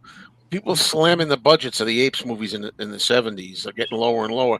I still say budget doesn't make a film. Sometimes it can, but mostly it's writing and characters and story. And that proves it because, like you said, the Tim Burton film that cost a ton of money. at the time more than the 70s sequels, and it's the worst. So, come on. Well, I'm sure they thought that was going to be the start of a new franchise, but it's actually like they shouldn't have thought of before that quantity is not the same as quality. Yeah. There's a lot of multiple $100 million movies that are bombs. Right. So I don't understand. But you know where they get that from? That's going to be in my video that I make on the movie channel, is that they got it from this great documentary that I just rewatched called Behind the Planet of the Apes. It's a documentary about all the original movies and making them. And all they do is hammer you over the head with budgets got less and less, and the directors get on. That wasn't given much of a budget, and blah blah blah. So now this becomes chapter and verse to all the people that comment on the movies. You know, the budget was down for this, and the budget went down again. It's like you're watching too much of this documentary. Yeah, judge the movie on your own. Oh, watch the movie anyway. It's very interesting what Astro Zombie said about younger generations might become apes fans. I mean, I remember when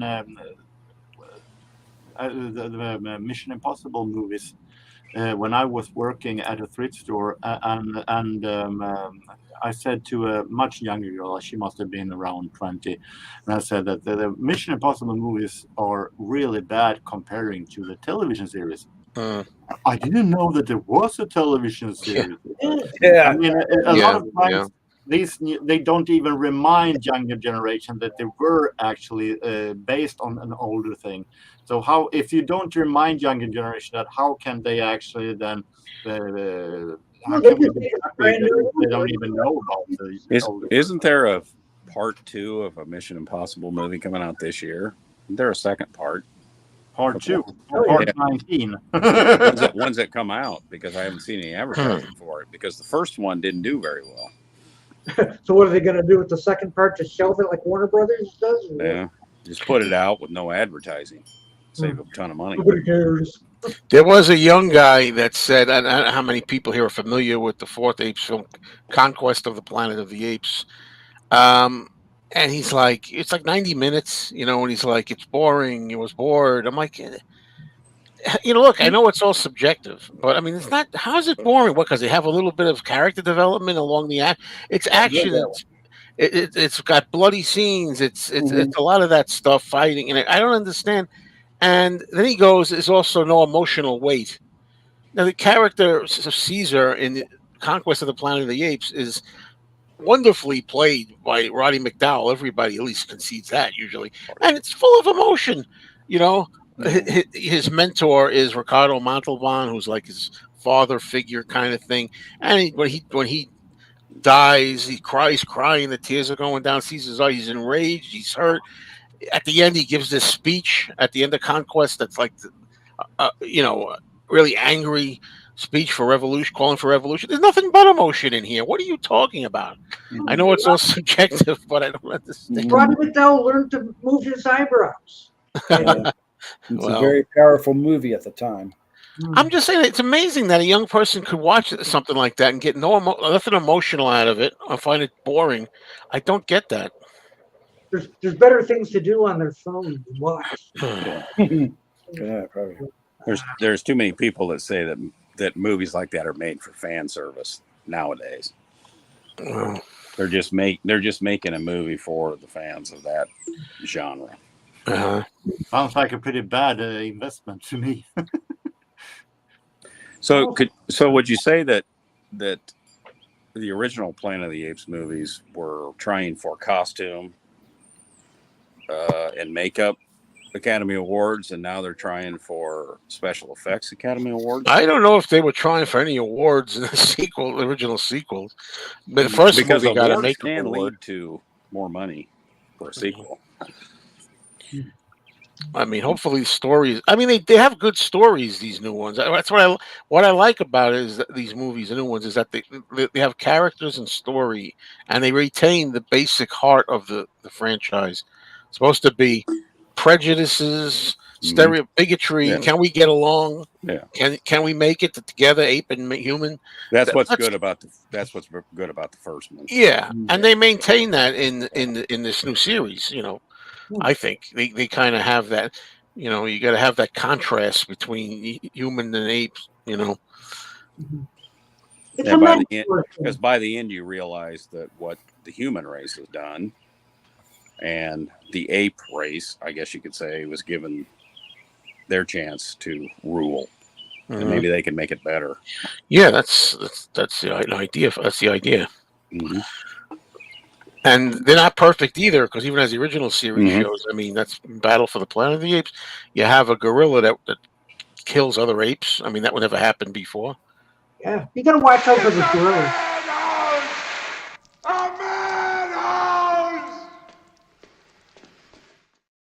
Well, that's not the What best. fun! What fun! See what you're missing there? Yeah, and of course, if it's And even the character. I'm sorry. Go ahead. Nobody says anything. I was saying, even the character of Zira, Kim Hunter's character, doesn't like gorillas. Yeah. I don't like gorillas. She's like prejudice against gorillas. It shows racism going all ways. It's the new thing. We don't have to have actors in makeup. We can make them look like real apes. They run like real apes. They don't walk like straight up. Well, the problem with that to me is, as I grew up with the old ones, is that I think of those original apes films of them being more evolved and way more advanced, and being like, human stature, very human-like, except for that one ape that goes like walking around. Oh, just get Chris Pratt. They're on their way to becoming. They're evolving. They're on their way to becoming human. It's going to happen all over again. That to me was the whole idea. It's going to happen again. It's going to be a cycle. Mm-hmm. The apes are going to turn into we can just have an origin story this time. It'll be apes again. Yeah. Now, sooner or later, we're going to have a movie where 3 astronauts land in this thing. Oh, here we go again. Well, I'm worried they're going to try to connect it to the 68 film, which you can't. Again, for somebody like me, you think I spend a lot of time with Beatles in my life. You should see how much time I spent analyzing the Apes films over the decade. There's really no way that the new series can fit in with the first movie, no matter how much they want to try to make it. It's a whole new thing. I wish they'd just say, look, this is a whole new series. Nothing to do. Yeah, but they're still going to use those character names, though. They're in the book, right? What about the book? Yeah, well, the Planet of the Apes book. It's all based off a novel. Yeah, and another thing, I think in the original novel, I think they are very like this. I think the apes are very small, primitive looking in it. They're not like the movie. So we got a point there. Well, it's what they do to translate a novel to motion picture. So like, well, they got to make some changes here and there. Well, we can't do this or that's it. Well, back in 1968, that like we can't do that. Yeah. But they could barely make Superman fly even. Right. Yeah, and it's amazing they got the performances they did with the makeup that they did out of it. But even then, the makeup was the thing. Like nobody had ever seen anything like that. Yeah, and I still think that younger people, some people say they like the original prosthetic apes better than the new ones.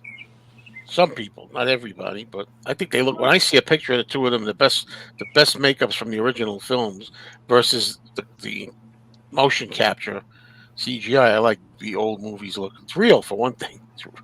It's really there. Well, I was never a fan of them walking upright anyway. Well, some of them, when I watch the movies, and the TV show, it looks like they all had their own idea how to do it, because some of them are more upright, like a human, and some of them, like that actor, that gorilla lumbers. Yeah, he's doing the whole monkey thing. So it depends who they are, Yeah. Some of them are a little more monkey-like. Rarely did you see them dance.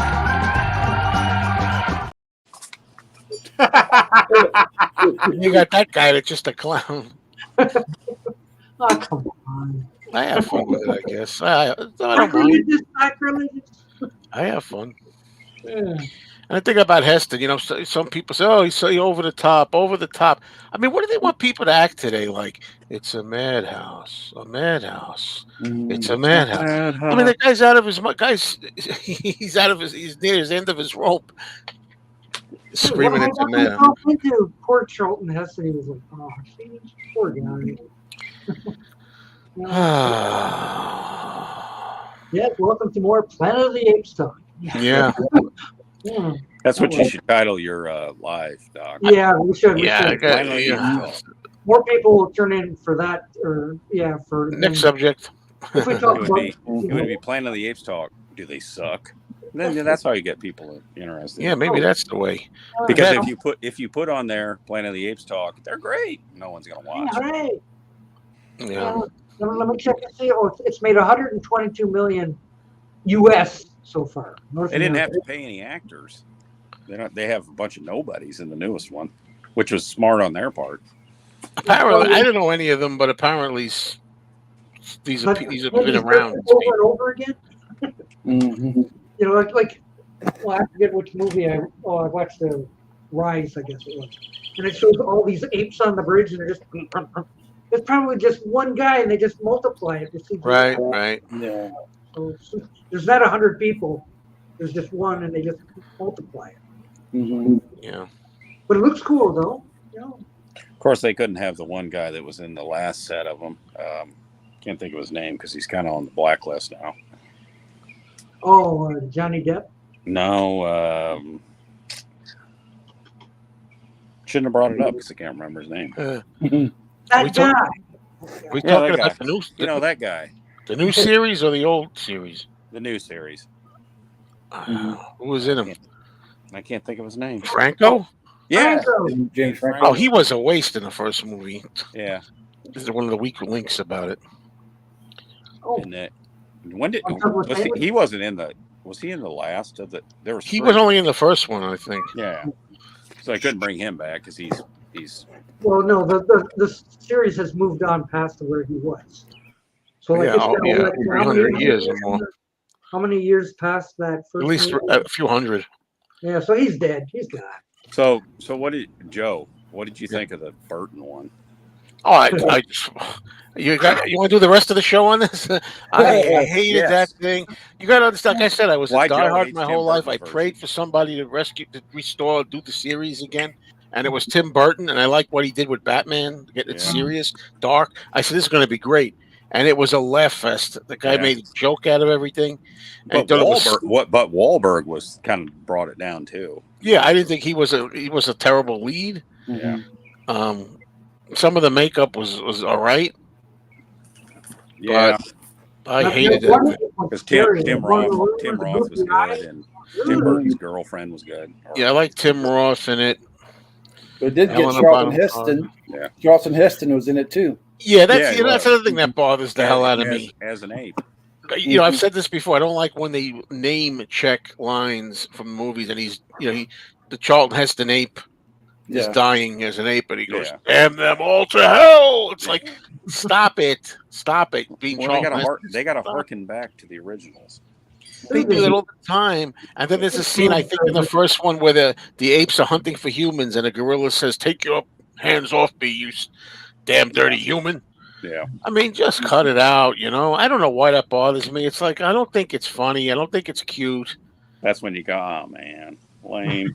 You're doing it like once maybe, all right? And then once little, if they slip it in there and it's kind of hard to figure it out, or, it's mild but not right in your face, that's when it's bad. Yeah. Come on, man. That's what I say. Man, I was so upset in that movie. Oh, I couldn't believe it. I waited nearly 30 years for that thing, and that's what they gave me. And then Wahlberg comes back, and Abraham Lincoln's got an ape face. Yeah, a lot of people didn't get the ending. I knew what they were going for, but I didn't really. Well, they had to change it from the original. How are we going to end this with a shocker? Right, because that's kind of the ending of the book. Not exactly like that, because in the book they're on another planet. And in the Burton movie, they were on another planet too. It's not Earth. And then by the time he gets back to Earth, the apes are taking over Earth too. Yeah. You know, that's the idea of it. But so Lincoln turned into an ape somehow. I think because it was the Lincoln Memorial. Lincoln Memorial. Yeah, he went back in time. The chimpanzee went way back in time and became like the ape Lincoln. Something like that. Like that's stupid. That part's stupid. You didn't need Yeah, that. so I guess I never thought it that way. It's Abe Lincoln. And, Me either. Till I just said it. that's even more cheesy. It's that dang Tim Burton humor, I guess. You know, Yeah. Ape Lincoln. You know, when I saw like outtakes from it, like you know, behind the scenes, and he's like directing, and then he's like trying to hold it in, and then he goes, "Cut." You're not supposed to laugh when you're doing anything. Well, I mean, unless there's some comical scenes in the originals, but yeah. Oh well, Brandon's got all the birds chirping. Yeah, I hear the birds. Yeah, The birds. That's the power that I have. Wow. Nice. he's got the life. Planet of the Birds. Yeah. It's in honor boy. of Tim Burton's Batman. All Good the on. Robins chirping. An hour and a half, and we need to do the death of the week. Oh yeah. Death of the week. Yeah. We do? Do we? Well, we don't have to, but if you want to. Oh well, gotta get it in. It's Richard Sherman. Yeah, Who's that? he wrote a lot of the Disney music. Yeah, songwriter for Disney. Yeah, but then we have an honorable the name. mention, so, I recognize the name, but Richard Sherman. That dude's old. yeah, yeah. But what about that guy from Iron Butterfly? Iron Butterfly, the singer. Yeah, That would be better. That's a little bit. Doug Engle. Someone that's 95 years old, you're like, Yeah. you know, that's Oh, sad. Yeah. Bye. He was in that I time. had to weigh them both. Like, who's more important, Richard Sherman or Doug Engle? Whatever. So okay. We might as well shove in the album of the week too. The Snurds. Wow. That's great just for that name. The Snurd, is there any little Snurd? So, Daddy Snurd. I like the mustache. Betty Who are and these Bunny. people that requested that? I want to know. Look the way he's looking at her. You know, like, okay, how many little Snurds are there? He's got something else on his mind. Yeah, it's good. Yeah, the 70s hair. Yeah, VHS was like ridiculously. Oh yeah. Yeah. Yeah, especially if you rented the darn thing and they had to remind you, you wrecked this thing, you're gonna pay for it. I paid $97 for Light of Day on VHS. It's still not out. Wow. With Michael J. Fox? Yeah, because I was a Joan Jett fanatic, and back in those days, I don't know. I was living at home. I had more money to waste, and I wasn't paying rent, so I was like, all right. That's 1987. $97. Well, weren't Michael J. Fox and Joan Jett brother and sister in that? In the movie, yeah. Who is that? How about that? Vinylized. It's vinylized. So, for the rest of the year, speaking of movies, going to December 31st, 2024, what are the movies that you guys are interested in seeing? Is there anything else coming out? Oh, I got one. June 19th, I'm going to see The Sting. Sting? I'm going to see The Sting at a Revival Theater. That's it. The one I see the most talk about is Deadpool and Wolverine. Which one? Deadpool and Wolverine. Oh, yeah, yeah. That seems to be the one that's getting the most buzz. Mine's Joker, too. Oh, I heard about that. Yeah, that's getting a fair buzz, too. Okay. Oh, no, comic book movies. Oh, no, here we go again. How about another Alien movie? But it's different. That'd be good. How about Beetlejuice? Yeah, Beetlejuice, the second Beetlejuice. Speaking of Tim Burton. Yeah. Topical. Oh, no, not that Tim Burton guy again. Tim Burton. And while we add the comics, I think we should start and go through this. You need to have after the second Beetlejuice comes out, you need to have another show. Of course. And then or maybe I'll join you. We could go through all the references in Beetlejuice 2 that were in Beetlejuice 1. Yeah. because you know it's going to be when the third one comes out, they can reference the other two. It's one thing. You I'll know give it a that pass Teo's going to be in if there it someplace. if it's like a sequel to the same thing. But when it's a remake, that drives me nuts. Yeah. Oh we man. got Michael Keaton back and Batman. the girl. Winona Ryder. Winona Ryder. How about I see the first one first? Because I haven't seen it. You've never seen the first Beetlejuice? What? You I think really I might have to buy it. I know somebody that's not going to be in the second Beetlejuice is Jeffrey Jones. He's on he's in the too. Oh yeah, he did. Yeah. There's only one. Is Catherine O'Hara in it? Yeah, she is. Yeah. Oh, so maybe they just say the Jeffrey Jones character dies. And Alec Baldwin is not in it. Yeah. I'm with you, Daniel. Yeah. After Ed Wood, just forget it. I don't want to see any more children. We need somebody to count all the references. Yeah. But they'll have to bring you up to speed. They'll have to, and remember when, like shake. They'll have to do something similar, I'm sure, and have animation. So do you, in the Beetlejuice too? Do you think Michael Keaton will be like tired Beetlejuice? No, I could probably get away with it. I've read where it's like he picked up where he just left off. It's like no time has passed. It's like, But in real life, it has. In real life, it has. But I mean, it with makeup, I suppose, and stuff. Mm-hmm. Well, even when he was in The Flash, he still looked like Michael Keaton. Yeah. So, like how many years between 1989 and now?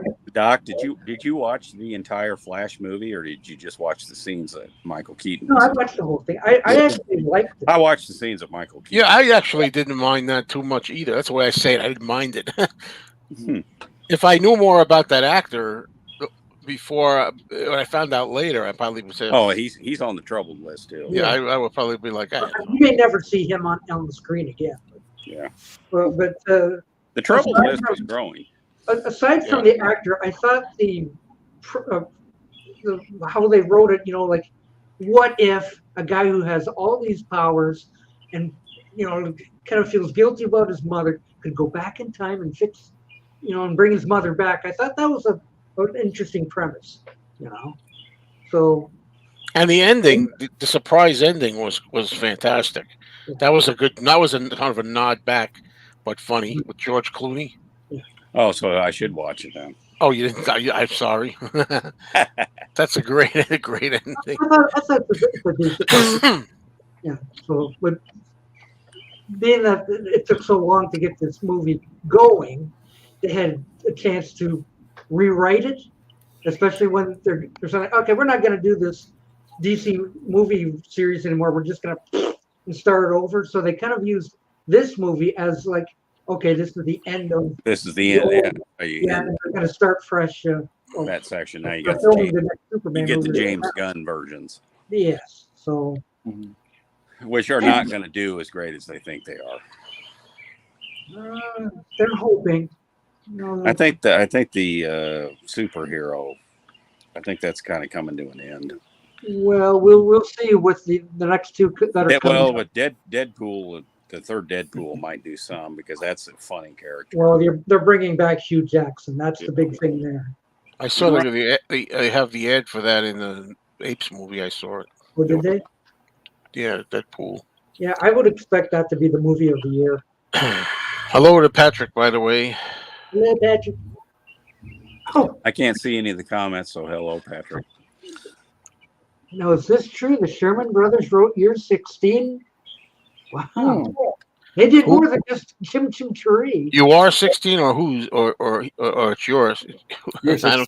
Sorry, I always get like you're 16. I was just talking about that with the apostrophe RE thing drives me nuts. Yeah. Is that the correct spelling of your? No. Oh, you apostrophe RE. No.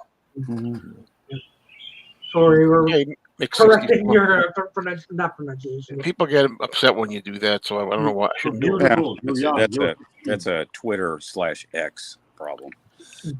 No, what bugs me more is when they put U as a letter U and R, letter R. So you don't like the hip stuff? You mean like the Prince spelling when he does. It's going to write the I as in me with an I. Yeah. I gave somebody shit once about that. What? It's shorthand. I said, that's not shorthand. Internet shorthand. Something, man. Whoops, I want to hit this one. The picture shows underwear that I saw. He's not wearing a diving outfit again, like he usually does. That's what I call it. Some of those outfits look like rubber or something. Yeah, it still looks rubbery-ish. I don't know why. Leotards.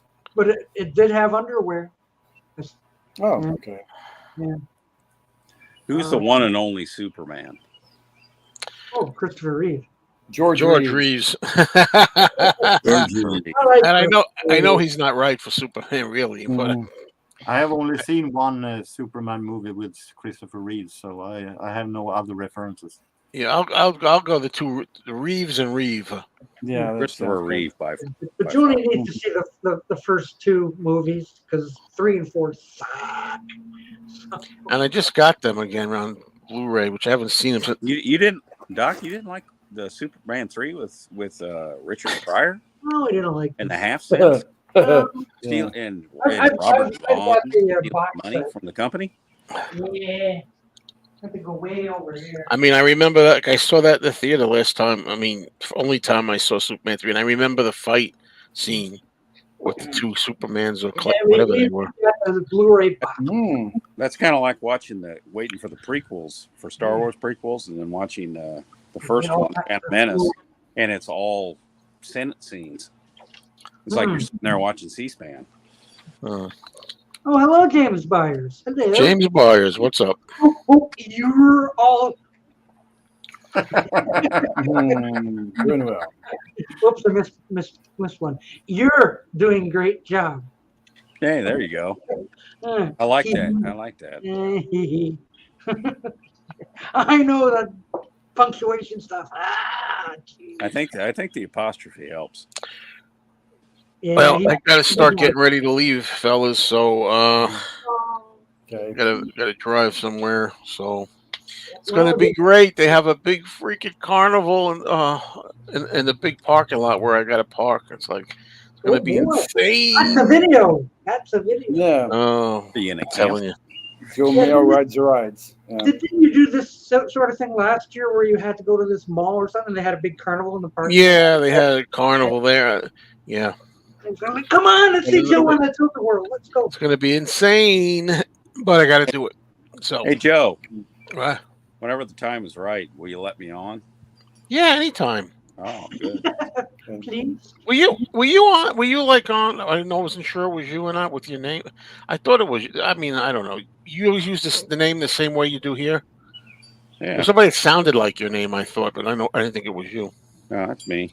I think My name is crazy.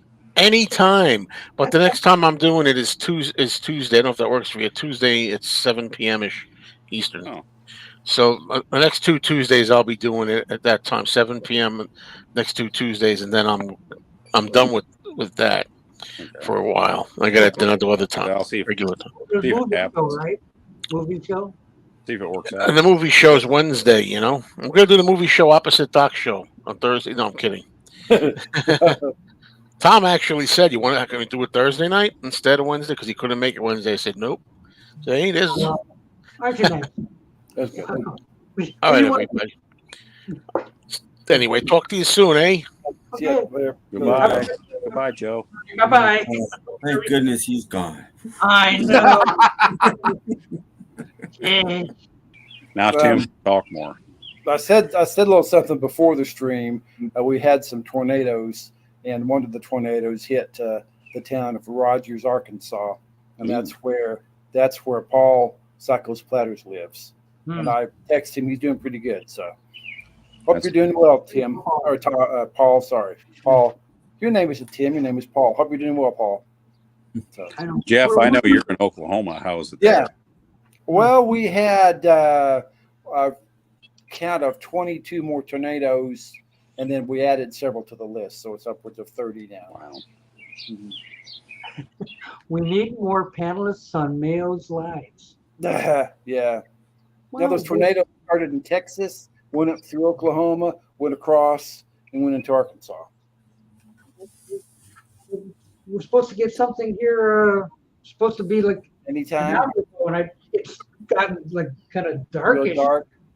But other than the wind, maybe a little bit. It's kind of So are Canadian storms stronger or weaker than United States storms? Pretty much the same. Do they get weaker as they get up there? Like I said, they were showing baseball-sized hail as big as your fist. You know. Well, I don't know. Today it hit Kentucky. Yeah. But the big blob that's going across is just skimming us. Yeah. But supposedly we're supposed to have something going on right now. I don't really see anything. But this is supposed to be like a part 1 and a part 2. Mm-hmm. So like part 1 is supposed to be going on now. Yeah. And when it passes somewhere around 2 in the morning, it's supposed to be around. Oh, that'd be fun. Middle of the night. Yeah. So, but I mean, they're more like the severe thunderstorms, not. Yeah. Oh, not the real bad. Not heavy on tornadoes, I guess, but things can change. Oh yeah. Before I go, can I show some new stuff that I bought yesterday? Sure, go ahead. No, Jorgen, you can't. Okay, what you got? Jorgen has to stay all yesterday the way. I was it's gonna take half an hour, you know. Yeah. Yeah, yesterday I was. You can see more of my new stuff in my newest. Yeah, video is up. Yeah. But yesterday there was we had a record store in the 90s that are no longer. But the owner of that once a year has kind of a reunion open. So he had that yesterday. So I was there and I found 2 singles. Motley Hoople, Roll Away the Stone. Oh, okay. This is The weird. only You one all I like. The only one I like. Bob Seger, Night Moves. What the heck is Bob Seger doing in Sweden? Himself. He's number 5 in Sweden. Yes, geez, that's kind of a surprise. And Aretha Franklin. Oh, okay. Love All the Hurt Way. This is in 1981. It is produced by Arif Mardin, that produced a lot of Chaka Khan also. Yeah. Chaka Khan. And here we have who's who of the music business.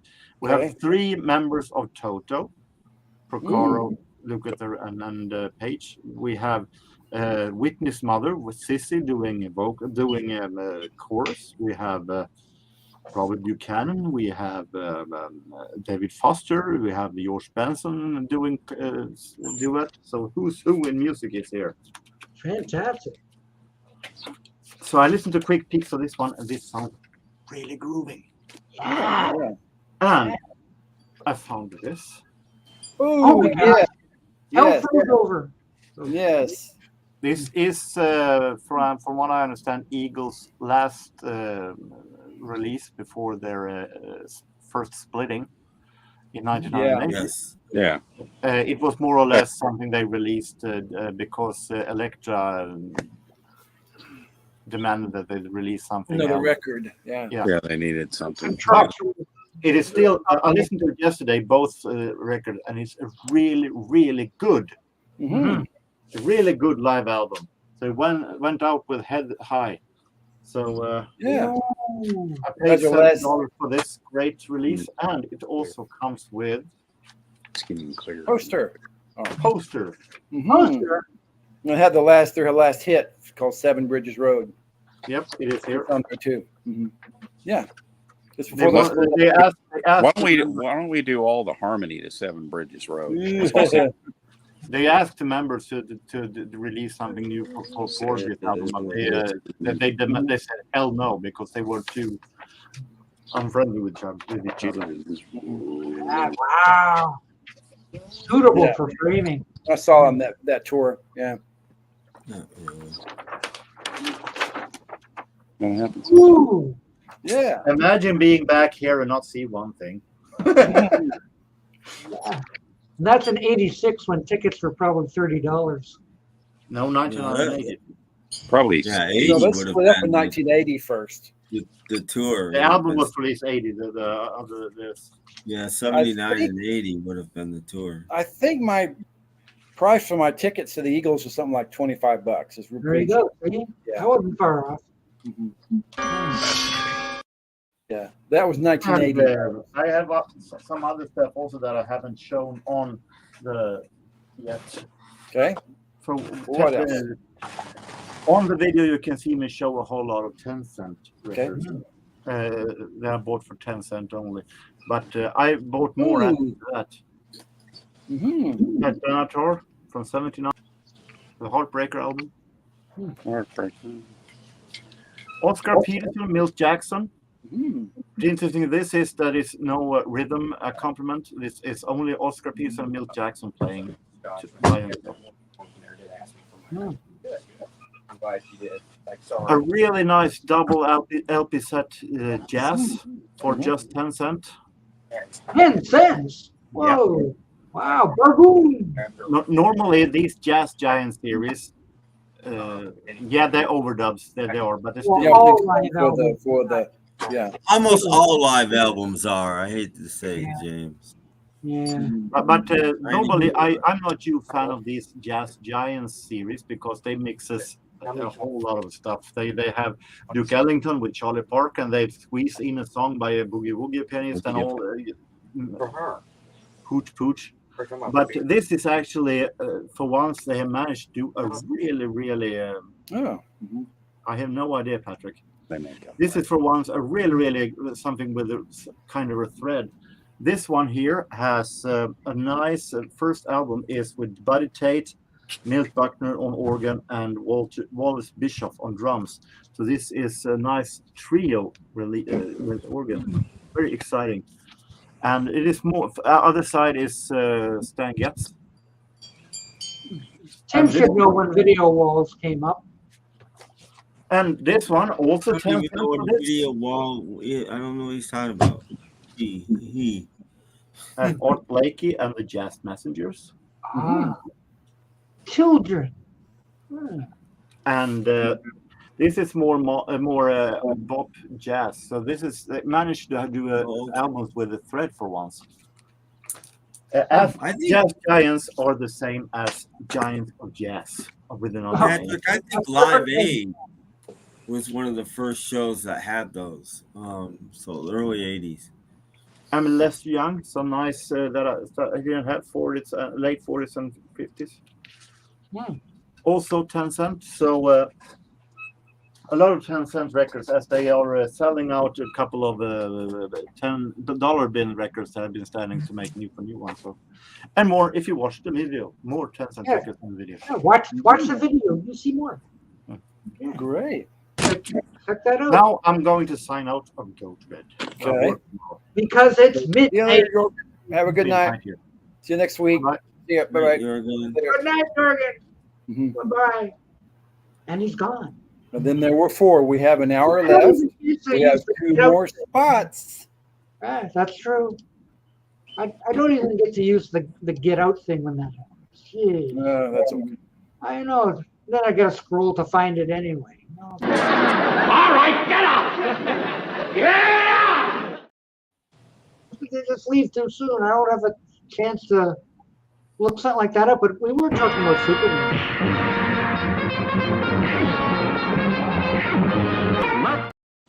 Imagine that in 3D, eh? Having that kick come at you.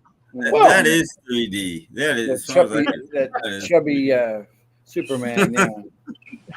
Well, she eats too much. Yeah, Superman and the mashed potatoes too much. Yeah, whatever. 1984 was when they had video walls for the first time. That's Live Aid, isn't it? Around then, I mean, that's the first time I think I ever saw it anywhere. It was Live Aid. Well, all live albums are sweetened, as they say. Yeah, well, most legitimate live albums. I mean, there's tons of stuff that's come out in the last few years, radio broadcasts and that kind of stuff. That's not sweetened, but Somebody was amazed that we have the Turkish Superman. Yes, we do. Yes. Ooh, And the Star Wars and the Spider-Man. And the back. Okay. Yeah. Mhm. Yep, it's there. We got some other stuff too. All you have to watch. So. Oh, we got all kinds. Mm-hmm. Don't tune out. You never know what you're gonna miss. Yes, yeah. Yeah, we've got puppets, we've got commercials. We've got puppets. We've got everything. Oh, Weird. no video walls in 1984. Mm-hmm. Oh. Oh no. Come back, Brandon. Oh well. Oh well. Now we have 3 open Yeah, spots. we're 3 people want to come out. Full of open spots. Oh. That shocked me. I was like, Yeah, yes, okay. yeah. Well, maybe it was time for supper there. Just dinner time, yeah, because it's Sunday and Sunday. Well, I can tell you that they had those at Live Aid, Patrick. So that's true. No disputing it. 1 billion people saw it. So it was a new thing back then. yeah, it was a new thing back then, but they had them. Yeah. So they're probably all They debuted that Mick Jagger, David Bowie video on one. Oh yeah, they did. First time, and the song wasn't completed. There wasn't any horns in it at that point. It wasn't even done, but they debuted it anyway, which is weird. They made the video before the song was even done. Well, the ones that watched it, they figured they could marry the audio and the video later. We could do that later. So they just dance around. No horns. There's no horns in the video version. The Live Aid version. Yeah. I probably got that documentary on this thing.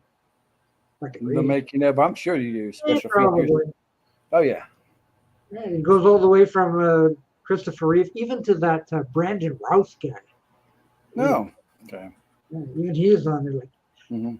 That's creepy. He's spying on Lois Lane with her new boyfriend or whatever. That's creepy stuff. Well, we have the feature length. You will believe the cinematic saga of Superman. Would that be it? Or there's the Look Up in the Sky, the amazing story of Superman. That's probably right. I got George Reeves in the Superman and the Mole Man. Oh, the entire? Oh, that was a theatrical film. Yeah. I must see. What else was on here? Let's see what you look like. Cartoons. What else? Filmmaker commentaries. I love commentaries. Watch this, kids. And a rare TV pilot of something. Probably Superboy. Superboy, I think. It's either that or that one with the puppets. Like Super Pup. Where they get like the big hit, like pre-Croft. Oh, okay. I've seen it before. It's like crazy. And much, much more. So in Blu-ray yet. So there you go. Yeah, I got some stuff. Back when I used to buy this stuff, I don't buy anything anymore when it comes to video stuff. Overdub aid? Probably. Overdub aid. Yep, that's pretty much. Probably, yes. Yeah, likely. Where did everybody go? It's dinner time, I bet. Well, yeah, barbecues and stuff. Ollie says, I recently watched the first season of Dean Cain's Superman. Well, the first season is sometimes the best. Then it starts to falter some, and the budgets are cut and all this kind of shit. So, that's what's going on with the current one that's going on. On the CW. They're like, cut the budget. Yes, Terry Hatcher. They're real and they're spectacular. Nobody got that? Oh, come on. I got it. Okay, thank you. Yes. Good. All right, okay. So, how many people watch? 23. 22? Yeah. Oh, come on. What are our favorite bat suits? I like the one from the very first one with Michael Keaton, and I'm also a big fan of the TV series. So TV series for me, but yeah, the first movie's the only one I've seen, so I guess I would go with that one. Yeah, I don't like superheroes. I grew up. But I don't like rubber. Yeah, it's okay though. Ooh, I like those. With it's the wind. It's the wind at Brandon's house, Doc. Yeah. Oh, okay. Yeah. There's somebody behind you playing a wind chime. I don't really care. Did you hear the alarm going? No. No. Well, that's good. At least there wasn't that. Mm-hmm. I dropped off there. I don't know what happened. I think my phone overheated from the fabulous sunlight. Ooh. That happens. Yeah. Let's see what the James Gunn Batman suit looks like. Okay. Like, is he gonna keep to the comic books and make them comic accurate, or is he gonna I think I'll have the ears like this or something, like those ones from the 40s? Like, that's bad. Yeah. That looks like a bad Halloween costume. Yeah, with the cereals. Adam West looked better than that. Mm-hmm. Pure West. I didn't need rubber to make my suit just pop out. This is true. Yeah.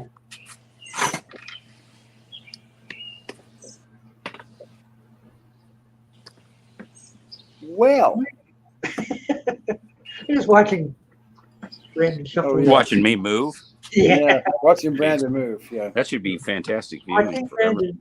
So nobody else has seen the new Beach Boys documentary? No, but I was going to watch it. It's pretty good. It's pretty good. I'll watch it eventually. There was a kind of a debate online saying that they said that the Beach Boys were as good as the Beatles were, or as successful, and they weren't anywhere near successful. No. I mean, they had some nice songs, but yeah, that's like that Rick Beato thing that's talking about, is Taylor Swift bigger than the Beatles? No, they're not. They're not as successful, and they're not comparable to the Beatles. But Brian Wilson may be comparable to the Beatles. Yeah, just by himself. He wrote some. Yeah. Just by himself. I think Carl was probably better than he was given credit. Mm-hmm. And Dennis was a good drummer. Mm-hmm. He was a great Mike Love could do harmonies. And Al Jardine could do harmonies, but I think Brian is maybe genius is overrated, but I don't know. Maybe it is. Maybe he is. But I think Carl Wilson was probably the one that was not given enough credit. Yeah, because Brian wanted to make all this music, and the record company, all they wanted to do was surf songs and hits and all that sort of stuff. Well, that's where because that's where the money was at. Mm-hmm. Thunderbirds. Thunderbirds. No. There you go. No. Awesome. Anything but that. No.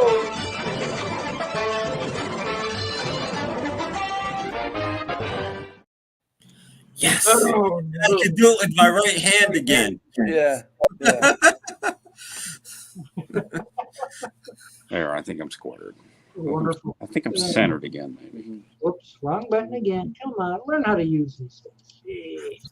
Know that Beach Boys documentary goes into a lot of detail around about the early years. Huh. Yeah. James Byers knows all about the Thunderbirds. Probably lives next door to them. Mm-hmm. Where are Thunderbirds playing in the morning? What station's playing that? I don't know. Mm-hmm. MeTV, maybe? I don't know. Might be one of the cable channels. MeTV's going to have Thunderbirds and the other Anderson shows on their new channel coming up next month, which I find amazing. But yeah. Wait till you watch Supercar. Ooh. Yeah. I agree, James. I had some really good hits. I just couldn't get into Pet Sounds. Yeah. It's a great album. I just couldn't get into it. No, so. I can't. get into anything past It's Kokomo my favorite time. album, so you know, Yeah. I'll Okay. never. That sounds ew. Kokomo. Kokomo. Not you. Kokomo. It's Is Kokomo your favorite song? Yeah. Well, Actually, my favorite Beach Boys songs is on Pet Sounds. I really like God Only Knows. You know. Yeah. no, this is true. You're not supposed to talk about the Tracy family. Yes. That's all supposed to be secret. Yeah. Honey. Who's everybody's favorite Beach Boys song? Go around the horn. I'll start. Well, you already started. God Only Knows for me. Because I remember my Yeah. mom used to sing along to it. And how many times does your mom sing along to a pop song? Not often. God only knows what. My mom, knew that. she didn't like the Beach Boys because my dad did, and they're divorced. Oh, okay. Sorry. Oops. Okay. Help me, Rhonda, for Next. him. I mean, What's next? But What's God yours? Only Knows is probably one of the best songs ever written. Mm-hmm. Yeah. But another of my favorite Beach Boy songs is probably Heroes and Villains. Yeah. From Smiley Smile. I like it. Mm-hmm. That's all that matters is I like it. Okay. Probably Don't Worry Baby, but there's so many. has anybody been listening to the Beatles channel with their countdown of the top 100? On what, Sirius? Yeah, No. on the Beatles channel. No, I haven't No. because I don't have Sirius. Okay. Well, I What's heard a number little one? bit of it. Something stupid? Yeah, I heard a little bit of it yesterday, and it was like number 3, and it would be like you look up the name and look up the number. I'm like, what the heck? Yeah, I think people are. Yeah. They were stupid choices. Mm-hmm. You know, years Like- ago on my podcast, I did the Beatles top 100 according to Billboard magazine. I included solo. I did solo, and believe it or not, the Beatles had 104 top 25 songs in America. 104 if you count the solo. That's amazing. Mm-hmm. I mean, that's 26 songs apiece. I mean, you know, giving Ringo a lot of credit. Hey, Doc. Hello. You're familiar with WLS, right? Oh, Chicago State, yeah. Yeah. You remember they always had the Memorial Day countdown? Well, I could get WLS late at night if dial it in. WLS always had the Memorial Day, I don't know, 500 countdown. Mm-hmm. And it was always back and forth between Hey Jude and Stairway to Heaven. Well, I actually back then it was Joy to the World was up there a lot.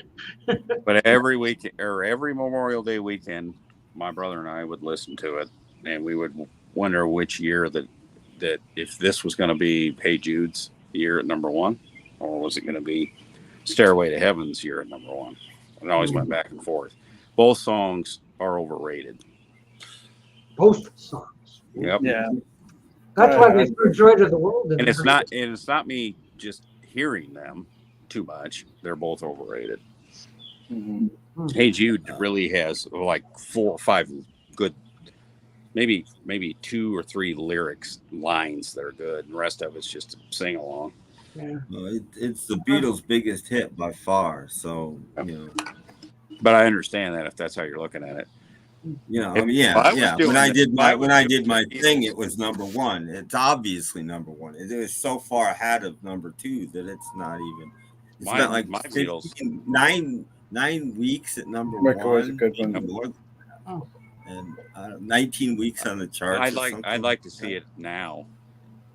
If it was released now, how well it would do. Everybody loves lists. That's why you go on YouTube and you see all these ranking videos. Yeah, everybody does those. You can see my ranking video. You can see that There you go. See? my number 1 video my number 1 song from the Beatles is. You'll have to watch to find out. Yeah. To John Lennon. No, I don't think it was. But Memorial Day is why I did my list back years ago when I did it. Because when I was a kid, on the radio, every Memorial Day, there'd be some Beatles special. And it would be a different one every year. But there was always a Beatles special over Memorial Day weekend. And we'd listen to them all. And so I'm like, I should do a Memorial Day special. So I came up with the top one for a month. And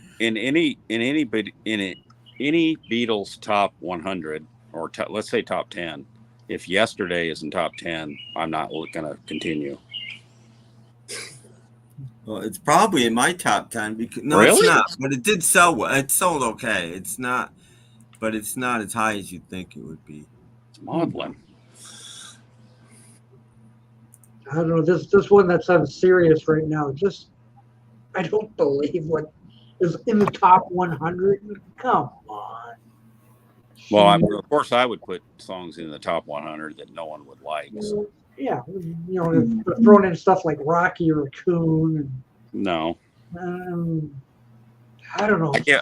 I give George a lot of spots in the top 25. That most people. It has "Here Comes the Sun" up there. Well, yeah, Something is my favorite Beatles song. Probably. Yeah, but "Here Comes the Sun" beat out Something, according to. It's a 3-way tie between "A Day in the Life," "Strawberries Fields Forever," and Something. Oh, they have like Lovely Rita. I don't know. I like Paul McCartney. I think he's probably the most talented of the Beatles, but has some of the worst Beatles songs. Mm-hmm. Yesterday is the 11th biggest hit. Yikes. I just found my list. Yeah. Well, the lyrics are meant to be just scrambled. Yeah, you know, just out of consciousness, whatever that word is. You know, thought. It's got the stuff that refers back to Lord of the Rings, I think. Yeah, I see James Fire says, I like the fast bit and Stairway, but really it's awful. The lyrics are great. The lyrics are bad. Yeah. Wes says, Tim's Beatles Countdown is a favorite listen of his. I should re-put it up one of these days because it's not on my site anymore. One of these days I might. But it's 4 weeks. It's 4 weeks of podcasts, but I can put it back up one of these days. Well, one of these days. Hello, DJ Tree. How you doing? You include the solo because there's actually more solo than Beatles, but it's pretty close. Oh yeah, but you know, number 2 and number 4, you go, oh, what were we thinking back then? Because any idea what the second best Beatles selling single is? And I'm including solo here. Any idea what number 2 is? Hey Jude is number 1. Naju's number 1. I want to hold your hand. No. Oh. It's probably Not imagine. Get Back. No. Keep in mind I'm including solo. That's important. Solo. That's an important clue. Probably. Get Back is number 7. Okay. Yeah. And I like Get Back, so. So you're including solo. Yeah. There's 4 songs total that I included on this list. So yeah. How about Photograph? No. Another Day? No. That's horrible. Ebony and Ivory. Living in perfect harmony. Oh, wow. Yeah. It's got that Michael Jackson. Number 3 is I Want to Hold Your Hand. It's the third biggest Beatle hit. And number 4 is Say, Say, Say. geez. Change that word. Again, it tells you where we were at the time. It's all about where you were at the time, you know. But interestingly, number 5 is just like starting over. Sure. Which obviously why that happened on that album. It's obviously why that happened, but you know, and 6 is silly love songs. 6 is just ahead of Get Back. So of the 4 of us, what are your favorite? I probably went through this before, but who cares? In a previous live, what are your favorite solo songs by each one of them? Ooh. You know, you made it 4 times including Pete Best. Imagine, What Is Life, Photograph, and probably Another Day. You say like Photograph. Photograph is gonna be everybody's favorite Ringo song. Yeah. Double Radio. Oats of Blue, I love. And who am I missing? Paul? Junior's Farm, maybe? Never get tired of Junior's Farm. My favorite Paul is close between Junior's Farm and actually Girls School. Ringo, I'm gonna just to be different. I'm gonna say 6 o'clock. I love That is 6 different. o'clock. But it has to be a long That's version. It Paul has to be a song. long promo version. George, any road, I think. Yeah, I'm glad you picked that one. And I know these are impossible questions. John might be watching the wheel. Maybe I should say, give me your top 5 from each. Oh, John might be watching that's the gonna wheel. be fun. And my favorite, I want to say my favorite Beatles song because it's a weird one, but it's "Don't Bother Me." So you like "Don't Bother Me"? I took criticism Yes. for liking that song. People told me when I did it's videos that it was fantastic. I think garbage. I think it's the best Beatles song. It's certainly the best early Beatles song. I mean, You gotta read- while you John and gotta Paul are writing she loves you," George is listening to Yes. Dylan, and you can tell. Yes, Because he's got I've got no he's got time for actual you right serious- now. Don't bother me. That's Dylan lyrics. It's not "She loves you." Yeah. Yes, those are serious George is lyrics doing that deep. actually compose a good song, Yeah. not ones that's going to sell records. Yep. So yeah, "Don't Bother Me." Is I my agree. favorite choice. I'm glad you said that. Yeah. Well, my favorite Beatles song, actually. And "Here Comes the Sun" is probably number 2. So Here and comes then the sun. George doesn't Here come comes the back sun for is a my while. one Beatles song. Oh, Oh, here comes the rain. Oh, it's coming. No, it's supposed to be for an hour ago or something. If I was to make my favorites from each of the 4 Beatles, Ringo is going to be "Photograph." Oh, Thunder. Here we I don't go. care about your Thunder. Just Um, it's an hour late. So Ringo, "Photograph." George, probably "Give Me Love" Oh, wow. / Jimmy G. Thunder. no, just "Give Me Love." I'll go with that. John's is "Watching the Wheels," That was mine. and Paul's is "Maybe I'm Amazed."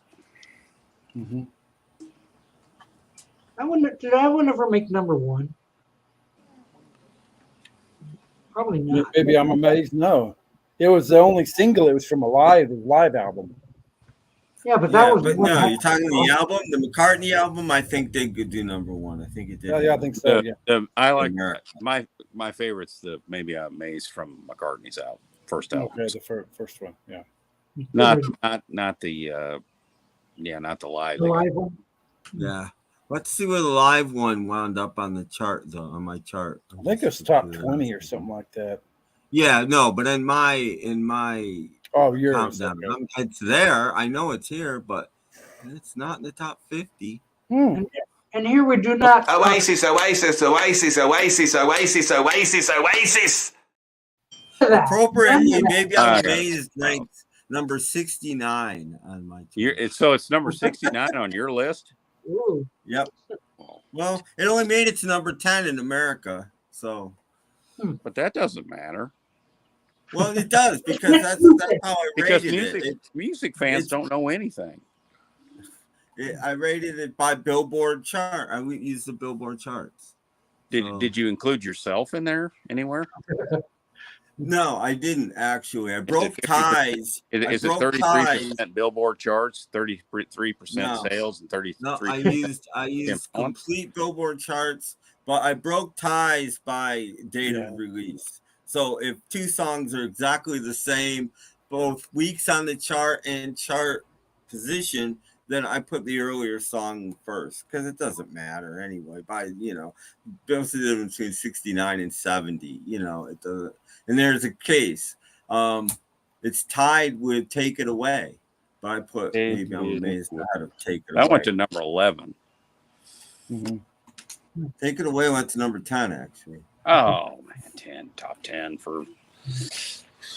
That's probably the best one. No, for Danny Ambrosi. Is that the best? That's the best song on that album. Ebony and Ivory. I don't. I think Wanderlust is the best. Yeah, song Wanderlust on is good. And I actually like ballroom dancing for some reason. Yeah, that's okay. And I like The Pound is Sinking, despite Kid O'Toole hating it with a passion for some reason. I think it's a really good song. Doc, you need to do a show on everyone's favorite songs from every solo album. Oh wow! Man, that could be You'd have to get. Watching lately. Even Cyclops Platters is beating me in the ratings, so I might get canceled. My ratings are going down. No, not Doc. Not Doc August.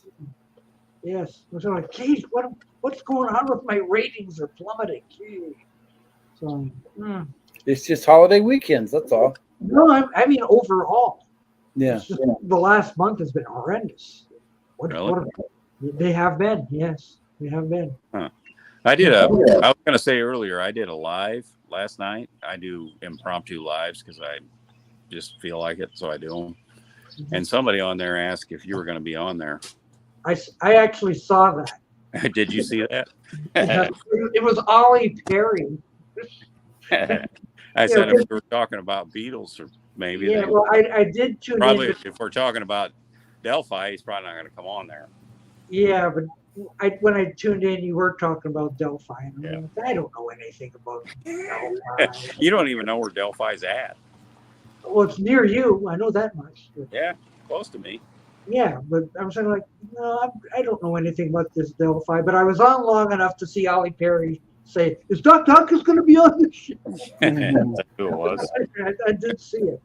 So I know it was me. Yeah, I saw it. So you got fans all over the place. We got fans everywhere. But yeah, I caught that. Well, that's good. So you know you're loved. Sometimes you catch the craziest things. Yeah. Well, the thing is too, like over in the comments when you're mentioned, it shows up in a red block. Yeah. So like, oh. So boy. Okay. I love George doing Run So Far on Brainwash, but I prefer the Clapton version on Journeyman. Okay. Yeah, but Brainwash is a good album. It just kind of got buried. It is. It's a very good album. Yeah. So, like probably my favorite song on Brainwash is. Oh, well, thank you, George. Cool. Thank you. Marlowe Blue is probably my second favorite George song, to be honest. Hit the like button. Yeah. Because it's all George. Oh, look, Hi, James. Yeah, people are coming in after the fact. Hello, James. Yes. Hello. Where's Jeff's favorite person? He hasn't shown up, I don't think. Oh, that's okay. Who's Jeff's favorite person? I forget the name now. Hi, Jeff. Hi. James. Always says hi. Yeah. Like I said, tomorrow's Labor Day or Memorial Day, man. So, man. Yeah, but Hey, Ollie, you were the one that was on there, weren't you? Yeah, Ollie Perry. You were the one that asked about Doc. Yeah. Now that I see the comments. Yeah, you said it right there. It was me. Oh, I couldn't see the comments. Now I can see them because the sun's not out. Yeah. By the way, Ollie, I should have a new podcast up tonight. I finished mixing it today, but I didn't want to put it up yet. Maybe later tonight. Hey. Snapcrackle automatic.com. Anybody else? Tim's wonderful music show. This one is made really well for some reason. I love the mix. Is that what it's called? Tim's Wonderful Music Show? No. Well, could be. No, it's the Snap Crackle Pop hour. But Tim's Wonderful Music Show is much. It slides off the tongue. Yeah. Well, Joe, if you're still listening, maybe you could use that as a new title for your channel. Joe Mayhem? He's Yeah, because he's always changing the name of his. yeah. His channel. He's probably watching. Well, he likes all kinds of movies. It's something like Joe Mayo's movie Mishmash.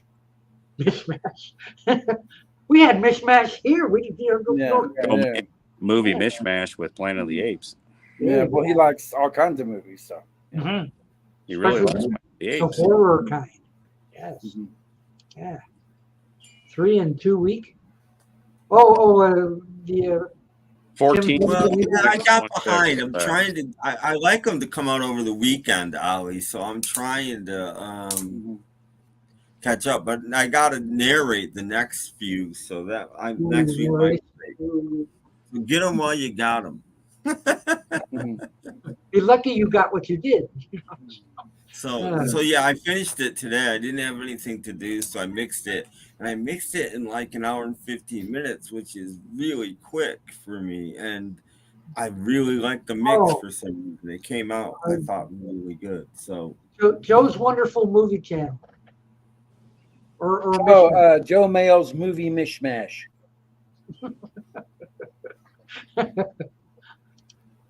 Joe's Planet of the Apes retrospective. How about Joe Mayo's movie Mishmash 4077? Yeah.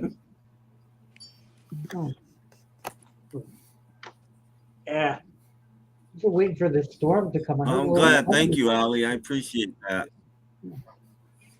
Yeah. Oh, the instrumental. Ooh. Yeah, I appreciate it. Oh. That was my first one back, unfortunately. That's just the way it fell. Okay. Well, now one of these days you'll have to do a live one. No, you can't do a live pod. I can do, play 45s and stuff. Can't do a live podcast. I mean, like a live 45. Need 2 turntables and that's time to do that. You're not having trouble putting the tone arm on the records anymore. No, I'm good. It's still my hand went numb a couple times mixing my show today, but it's still healing. It'll get. Are you kidding me? Apparently so. James's memory's gotten so bad I can't remember how long it is since I've had Alzheimer's. I guess. It's like that with Ollie's just a young sprout anyway. Wait till you get to our age. You don't remember nothing. Older guys start forgetting stuff. Boy, listen to those birdies. Wow, you must live in a zoo there, Brandon. The bird ones. A lot of trees around. Oh, is there? Okay. Makes it exciting. It's the calm The between trees in my yard. But they're around. Yeah. Birds, what's that? This is the Carpenter song, or everywhere you appear, the birds appear, or something like that. Yeah. The birds follow you around. Why do birds suddenly appear every time you are near? There It's like me, they long to be close to you. Why? There Here, it's time for me.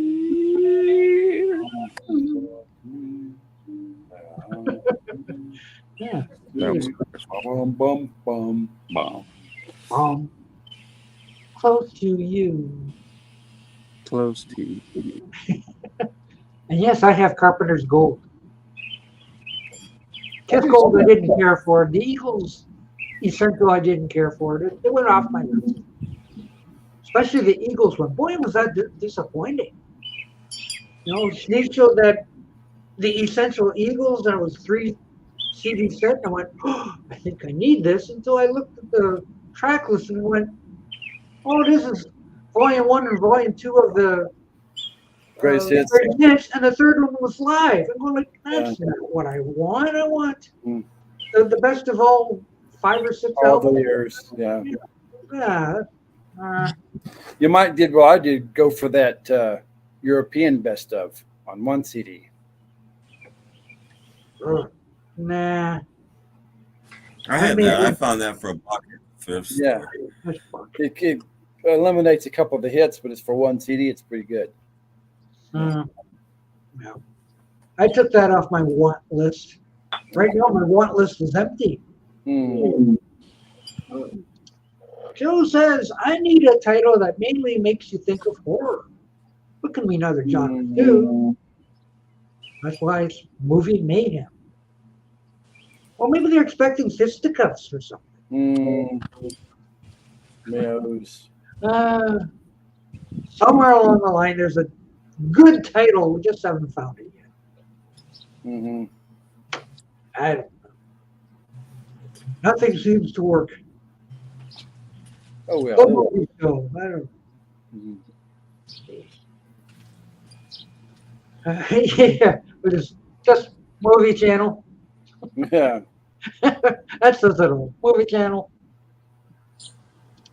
I mean, there's I don't, when you say like, oh, there's all these music channels and all this kind of stuff, there's competition deluxe. Well, for movies, same thing. There's a lot of those that pop up in my recommended. Like, who is this now? So I don't know. It's unless you started like 10 years ago and we're on the ground floor, it's hard to wedge yourself in there. Unless, of course, you're a pretty woman, that might help. Just wear some lipstick and a wig, Joe. Maybe that might work. Yeah. How about horror movies and other genres? That'll work. Yeah. Let's see. Count Mayo and his movie monsters. Count Mayo. No, I know the perfect name for Joe's movie channel. What's that? Criterion is not a genre. That's a good one. Wow. No, a couple of days. Couple of days. Yeah. Going under the knife, you. Going under the knife. Yeah. Oh, jeez.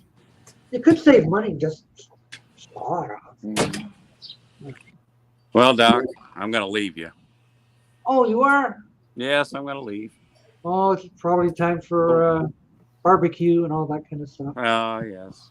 All that stuff. So, well, happy Memorial Day. Okay, Nice happy Memorial Day. Thanks for coming on. Memorial Day, Jeff. Yeah. Happy Memorial Day. Yeah. You got to give me a chance to get out. Yeah. Bye-bye. Bye. Good day. See you. All right, get up! Yeah! Oh, that's a good one. Yeah. From the screen to my shelf. Yeah. How do I get back to comics? Yeah. Mayo's Criterion movies. He makes everything except Hallmark movies. Yeah. Oh, the Joe Mayo's Silver Scream. That's an idea. Planet of the Movies. Nothing seems to work. Well, I'm sure people know what you're doing. I don't know. Maybe there's not enough movie people out there anymore. Yeah, maybe. I don't. It's hard to say why the movie channel is not attracting the numbers you think. So, yeah, even James Farley says, "Hi, Joe." Yeah. I don't know. We'll talk about Planet of the Apes and Jaws and Laurel and Hardy, I guess, or something. You could go short and sweet. Movies by Mayo. Movies by Mayo. Yeah, but then they make the movies. Yeah. How about that? Yeah, what is it this week? What's this? Mayo's for silver hair movies. Well, that works for me. Yeah. Well, I don't know about that one. Huh. You know, Doc, when you came on today and you were playing your opening, I realized if you took the second T out of this show's title, you'd have a completely different show. Took the extra C out? The second C. Took the second C out. Hat party? Yeah, Doc Dawkins' hat party. You'd have a completely different show. Yeah. Who's going to tune in for a hat party? Maybe next week we'll try that. We should have a hat party. But, well, Jeff already has his hat. Mm-hmm. So, there was one time we decided to have a hat show. Yeah, we did. Now, Everybody wear a hat. Weird hat. Yeah, we have to do that again sometime. Today's theme isn't a hat show. A hat show. Hmm. Then we'll take it out of that one. Take the C out. Mm-hmm.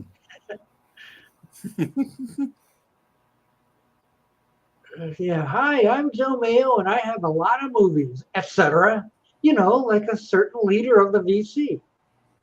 Oh, I guess. Yeah, we're getting all kinds of suggestions. All sorts of all sorts of movies by Mayo. Yeah, but he tried movies. I by bought Mayo. a movie yesterday, but I'll save it for Joe's movie. Okay. Hopefully, I'll watch it by then, but I don't know if I'll get a chance to or not. I don't know. Like, I can't say that I'm big on the horror movie thing, especially the newer ones. You know, like I saw some back in the 70s. I like the classic ones myself. But what's going on now? It's like I've never seen a Saw movie. Never seen a. No, once they became axe murderers, I wasn't interested. I mean, early 50s ones and early 60s ones are fine. The Dark House of Mayo.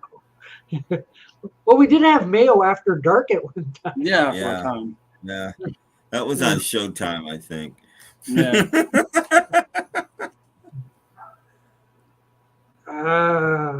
The leader of the VC and Mayo's movies. Yes. Mayo's movie Mausoleum. There's one. Open up the mausoleum tonight. Yeah, just Mayo's whatever. Mm-hmm. Yeah. Movies with Mayo. It's a made-up name. It just happens. It doesn't really mean anything. Just, hey, that's alliterative. That was all. I'm still terrified of Grease too. Everyone is. Yeah. No one wants to admit they like Grease too. Yeah, you can. This is serious. You can find a copy. Doesn't matter the format of Grease alone will be more money than a double pack of Grease and Grease 2. I'm not kidding. Nobody wants Grease 2. I'd rather pay the extra $2 and just get Grease alone. Master Zombie says, I watch movies dead people just love. Coming from Joe Mayo's Liam. Joe Mayo's Liam.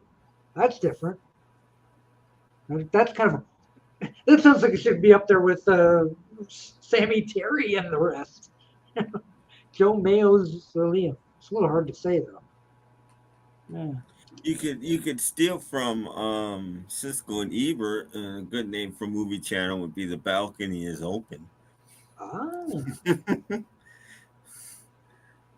But then, well, you know, like Save Us the Aisle Seats and all that kind of stuff. Yeah.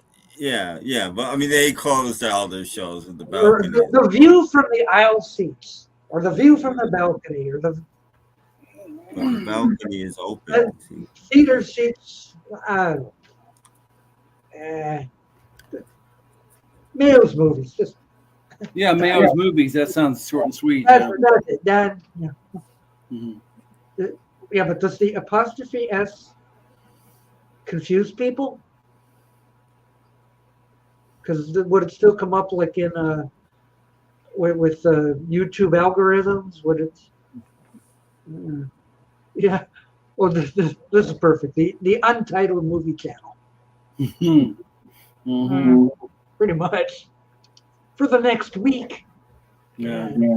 Whatever happened to Tom Hunyadi's movie channel? Joe's Movie Joint. I know what happened to it, but I'm not gonna say. I know what happened to it. It will be back. It will be back. Okay. It's on extended hiatus. Yes, and there are reasons, but I will not say what they are. But That's it will fine. be back. It'll be back. Yes, They do. I always thought he should have ripped off the name for his channel and gone with Tom's Movie Shack. He tried Mayo's movies. Tried everything. Tom's Vinyl Shack, but he Mhm. didn't. Oh, Joe's Movie Shack. Or something. I don't know. Yes, Ali, and that's all I'll say. Yes. We all Yeah. have little- I have one. Yeah. yeah. Yeah, I got a yeah, I little have one one. too. Yeah, Yeah. yeah. I'm sure Doc has one too. I got one too. Yeah, Doc has one too. Yeah. I got a middle name. Next question. Yeah. Next Moving question. along. Yeah. Well, that's too many words there. Yeah, Joe doesn't like long titles, unlike Yeah. me. I love long titles. The Snap, Crackle, and Pop Vinyl Hour isn't long enough for me. Yeah. And he does very well. I like long titles. What? Tim Freedom Allen. No. I don't. Yeah. You said he wanted to put horror films. How about Mayo's monstrous movies? I think he had monster in the Oh, title. did he? Okay. Okay. Yeah, once. But he didn't want it to be just about monster movies. Okay. You know, we want He'll to have talk to- to He's Sister probably Act. going to have to make it something simple called Mayo's Movies and go for that. Yeah. Mm-hmm. This is like an unresolved thing. Yeah. You know, It this never is going will be, for though. a year or two. By the time Joe dies, he'll have gone through 672 titles for his movie. Oh, yeah. Yeah, but like even the movie Marquee was an interesting title, but nobody could spell it. Yeah. Oh, what was the one I liked? There was one I liked. Somebody gave him, and I thought this is a really good, because it was very clever, but I can't remember what it was now. It was a really clever title. Wow.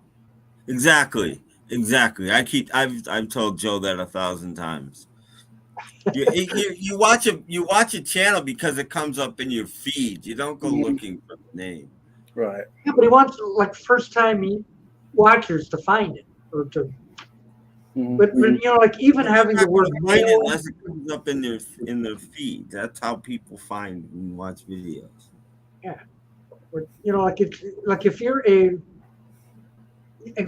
you're a mean Mr. Mayo watcher, you should be prompted when. But yeah, I guess people aren't, like, or they don't care. I don't know. It's hard to know. But nothing seems to be working. Sorry, Oh, well. we're not helping things. Yeah. Yeah. 'Cause we've all gone through this before. Just think about it and have so come up Thursday and we'll have a title. Yeah. Somebody out in the BC, someone will come up and say, how about this one? You know. Yeah, but we do that every week. Yeah. Like, just call it Taylor Swift's movies. That might work. Because all the people looking for Taylor Swift stuff. Yeah, Taylor Swift. Oh, that's Taylor Swift. Oh, this is just movies. Yeah, click out. That's not it. Oh, you know how I'm inundated with fake death videos? Oh, yeah. Who's the latest one? Donnie Most. Oh, the guy from Happy Days. Okay. Yeah, Ralph Melf. Picture of Ralph Melf. R.I.P. Shut up. Mm-hmm. It's got like 35,000 views, and Donnie Most is. Oh, I had to check it first to make sure. Still, Donnie Why Most would Donnie Most have 35,000 views? Why would it have 8? It's Donnie Most. And of course, they have to. And Michael J. Fox has to die again. Oh, I'm sure, but I mean, like, of all the people who die, really die. Mm-hmm. No, you get all these fake ones. Yeah. I don't get why I'm getting all these. Gee. And now I'm starting to report them. Is it because I'm starting to report them that YouTube tells me about more. They're suggesting more. How does that work? Because you reported this one. Exactly. Just ignore it. They'll go away. Report them, and they won't. And YouTube won't do anything about it because there's nothing in YouTube's policy that you can't put up fake information. There's nothing about that. Well, I finally got rid of Puddles. Puddles is not coming up anymore. You know, I mean, you can come on and say, "I've just been elected President of the United States of America, and this is what I'm," you know, and there's nothing they can do about it. Yeah, it's not against their policy. I've been clicking on the report, and it says why. And I said because it's not true. Like it's not against the policy. Look at report and look at the criterion they give you. It's not true. It's not in there. Yeah, I've been clicking that it's a phony or whatever. Like falsification. Doesn't matter. Oh, James Byers is going to leave us. Oh. Okay. See you, James. Bye, James. See you next time. Goodbye, James. Nice to see you. And all right, get up. Yeah. Well, it looks like we only have a few minutes left too. That's what Nick Zanetti says at the end of his videos. He's gonna love us and leave us. So. No, we still got 22 people out there someplace. Hello. Hello. Hi. Yeah. Hi. Yeah, we only got a few. Oh, anybody have anything planned for Memorial Day? No. Actually, last weekend was our holiday. Oh, yeah. Yeah. So like tomorrow is just another Manic Monday. So, but for you guys though. Yes, it's Memorial. What are you doing for your holiday Monday? Well, my son and I are going somewhere. We may have lunch together, and there you go. There you go. Wow. I might watch Dream Wife. Yeah, we're ready because we have more rain coming Tuesday. Yeah, so and Wednesday and Thursday and Friday. So I have some more. Big time on Thursday though for 8 o'clock show. So right it may here. be another stormy soup. Yeah, it's very possible. I never used this thing. Hey, don't forget to tune in Thursday night at 8 p.m. for soup, right? For another show just like this. We promise. Ace says, don't forget soup. Don't promise it'll be just like this. It won't turn off. Ace, don't forget soup, yeah, don't forget soup, Ace. Yeah. Well, I had to put. Remember, you had to put a title on it. Gee, what do we call this show? So. Like, Thursday night soup on Thursday nights and on Thursday night. Yeah, check your calendar and all that kind of stuff. Yeah. So, mark that down. Mark that down. It's coming soon. Yeah. Okay. Yeah. You won't be too tired. Most people have tomorrow off, so yeah. Oh, perfect. Extra. Yeah. So we promise not to show things like this.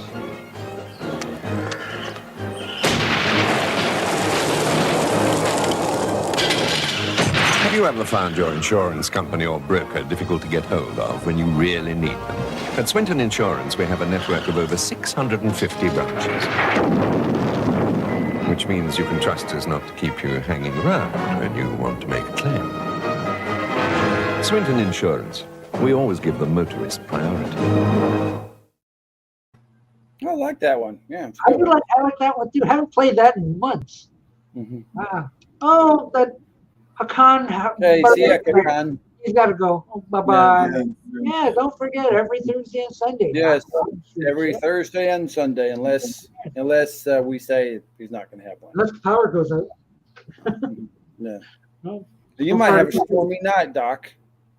Supposed to be. I did hear a little thunder a couple minutes ago, but this is like wave number one. It's supposed to clear off, and then later on tonight or into the early morning. Oh yeah, the middle of the night you'll wake up and it's black. Yeah, I used to love late night thunderstorms when I'm in bed. My bed used to face the window. Oh yeah. And I'd go, oh, is that cool? And I'd put those shades up and just kind of sit there and watch the lightning and stuff. I used to love that. Yeah. Oh well. That was then. This is now. Mm-hmm. Okay. So, anything else that we should tackle that people might care about in the last 5 minutes? No. Oh no. We have. Okay. I'm gonna do an oldie this time. Oh, we haven't done that at all. True. Yes. Mm-hmm. Yes. Yeah. Ooh, we got a match. We do have a match. Oh, I could match it. I could match it if I went over to the thing. What?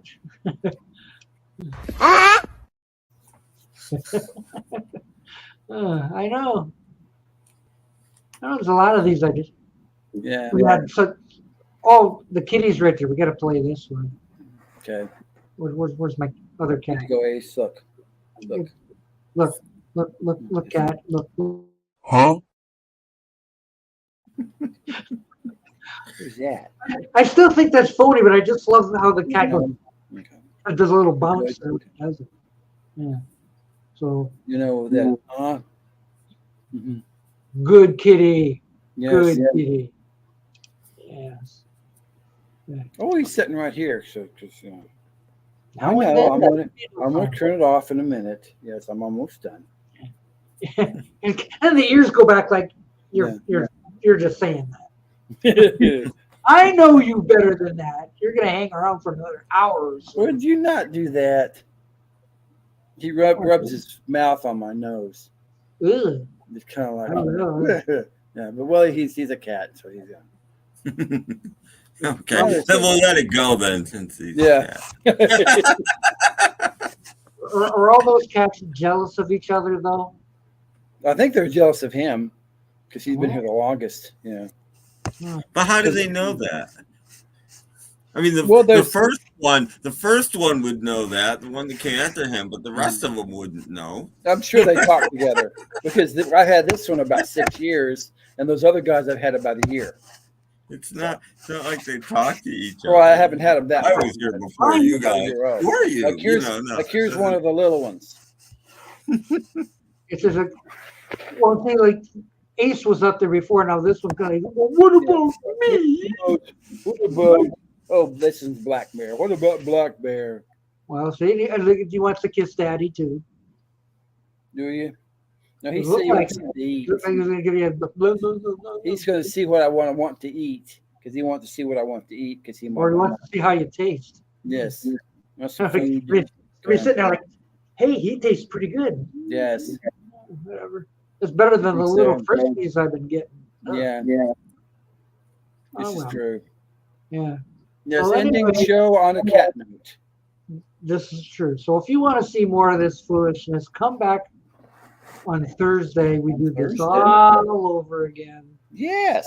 All the time. So come on back and watch us again, won't you? And all the audience out there that have a comment today, thank you. And we've had Jeff and Tim and Joe and Brandon and Steven, and what a show today. Jorgen. And Jorgen. Yeah, not Jorgen. Sorry, Jorgen. Until then. Yeah. We'll see you later. Yes, exactly. Bye. Bye. Bye. Oh, what's this? Ace's top guy. He gets first. Well, this is true.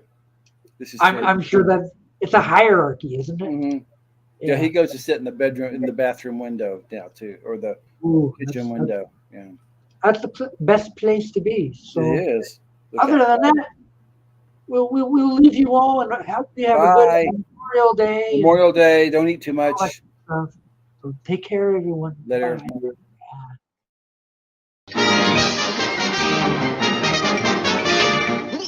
That's all, folks.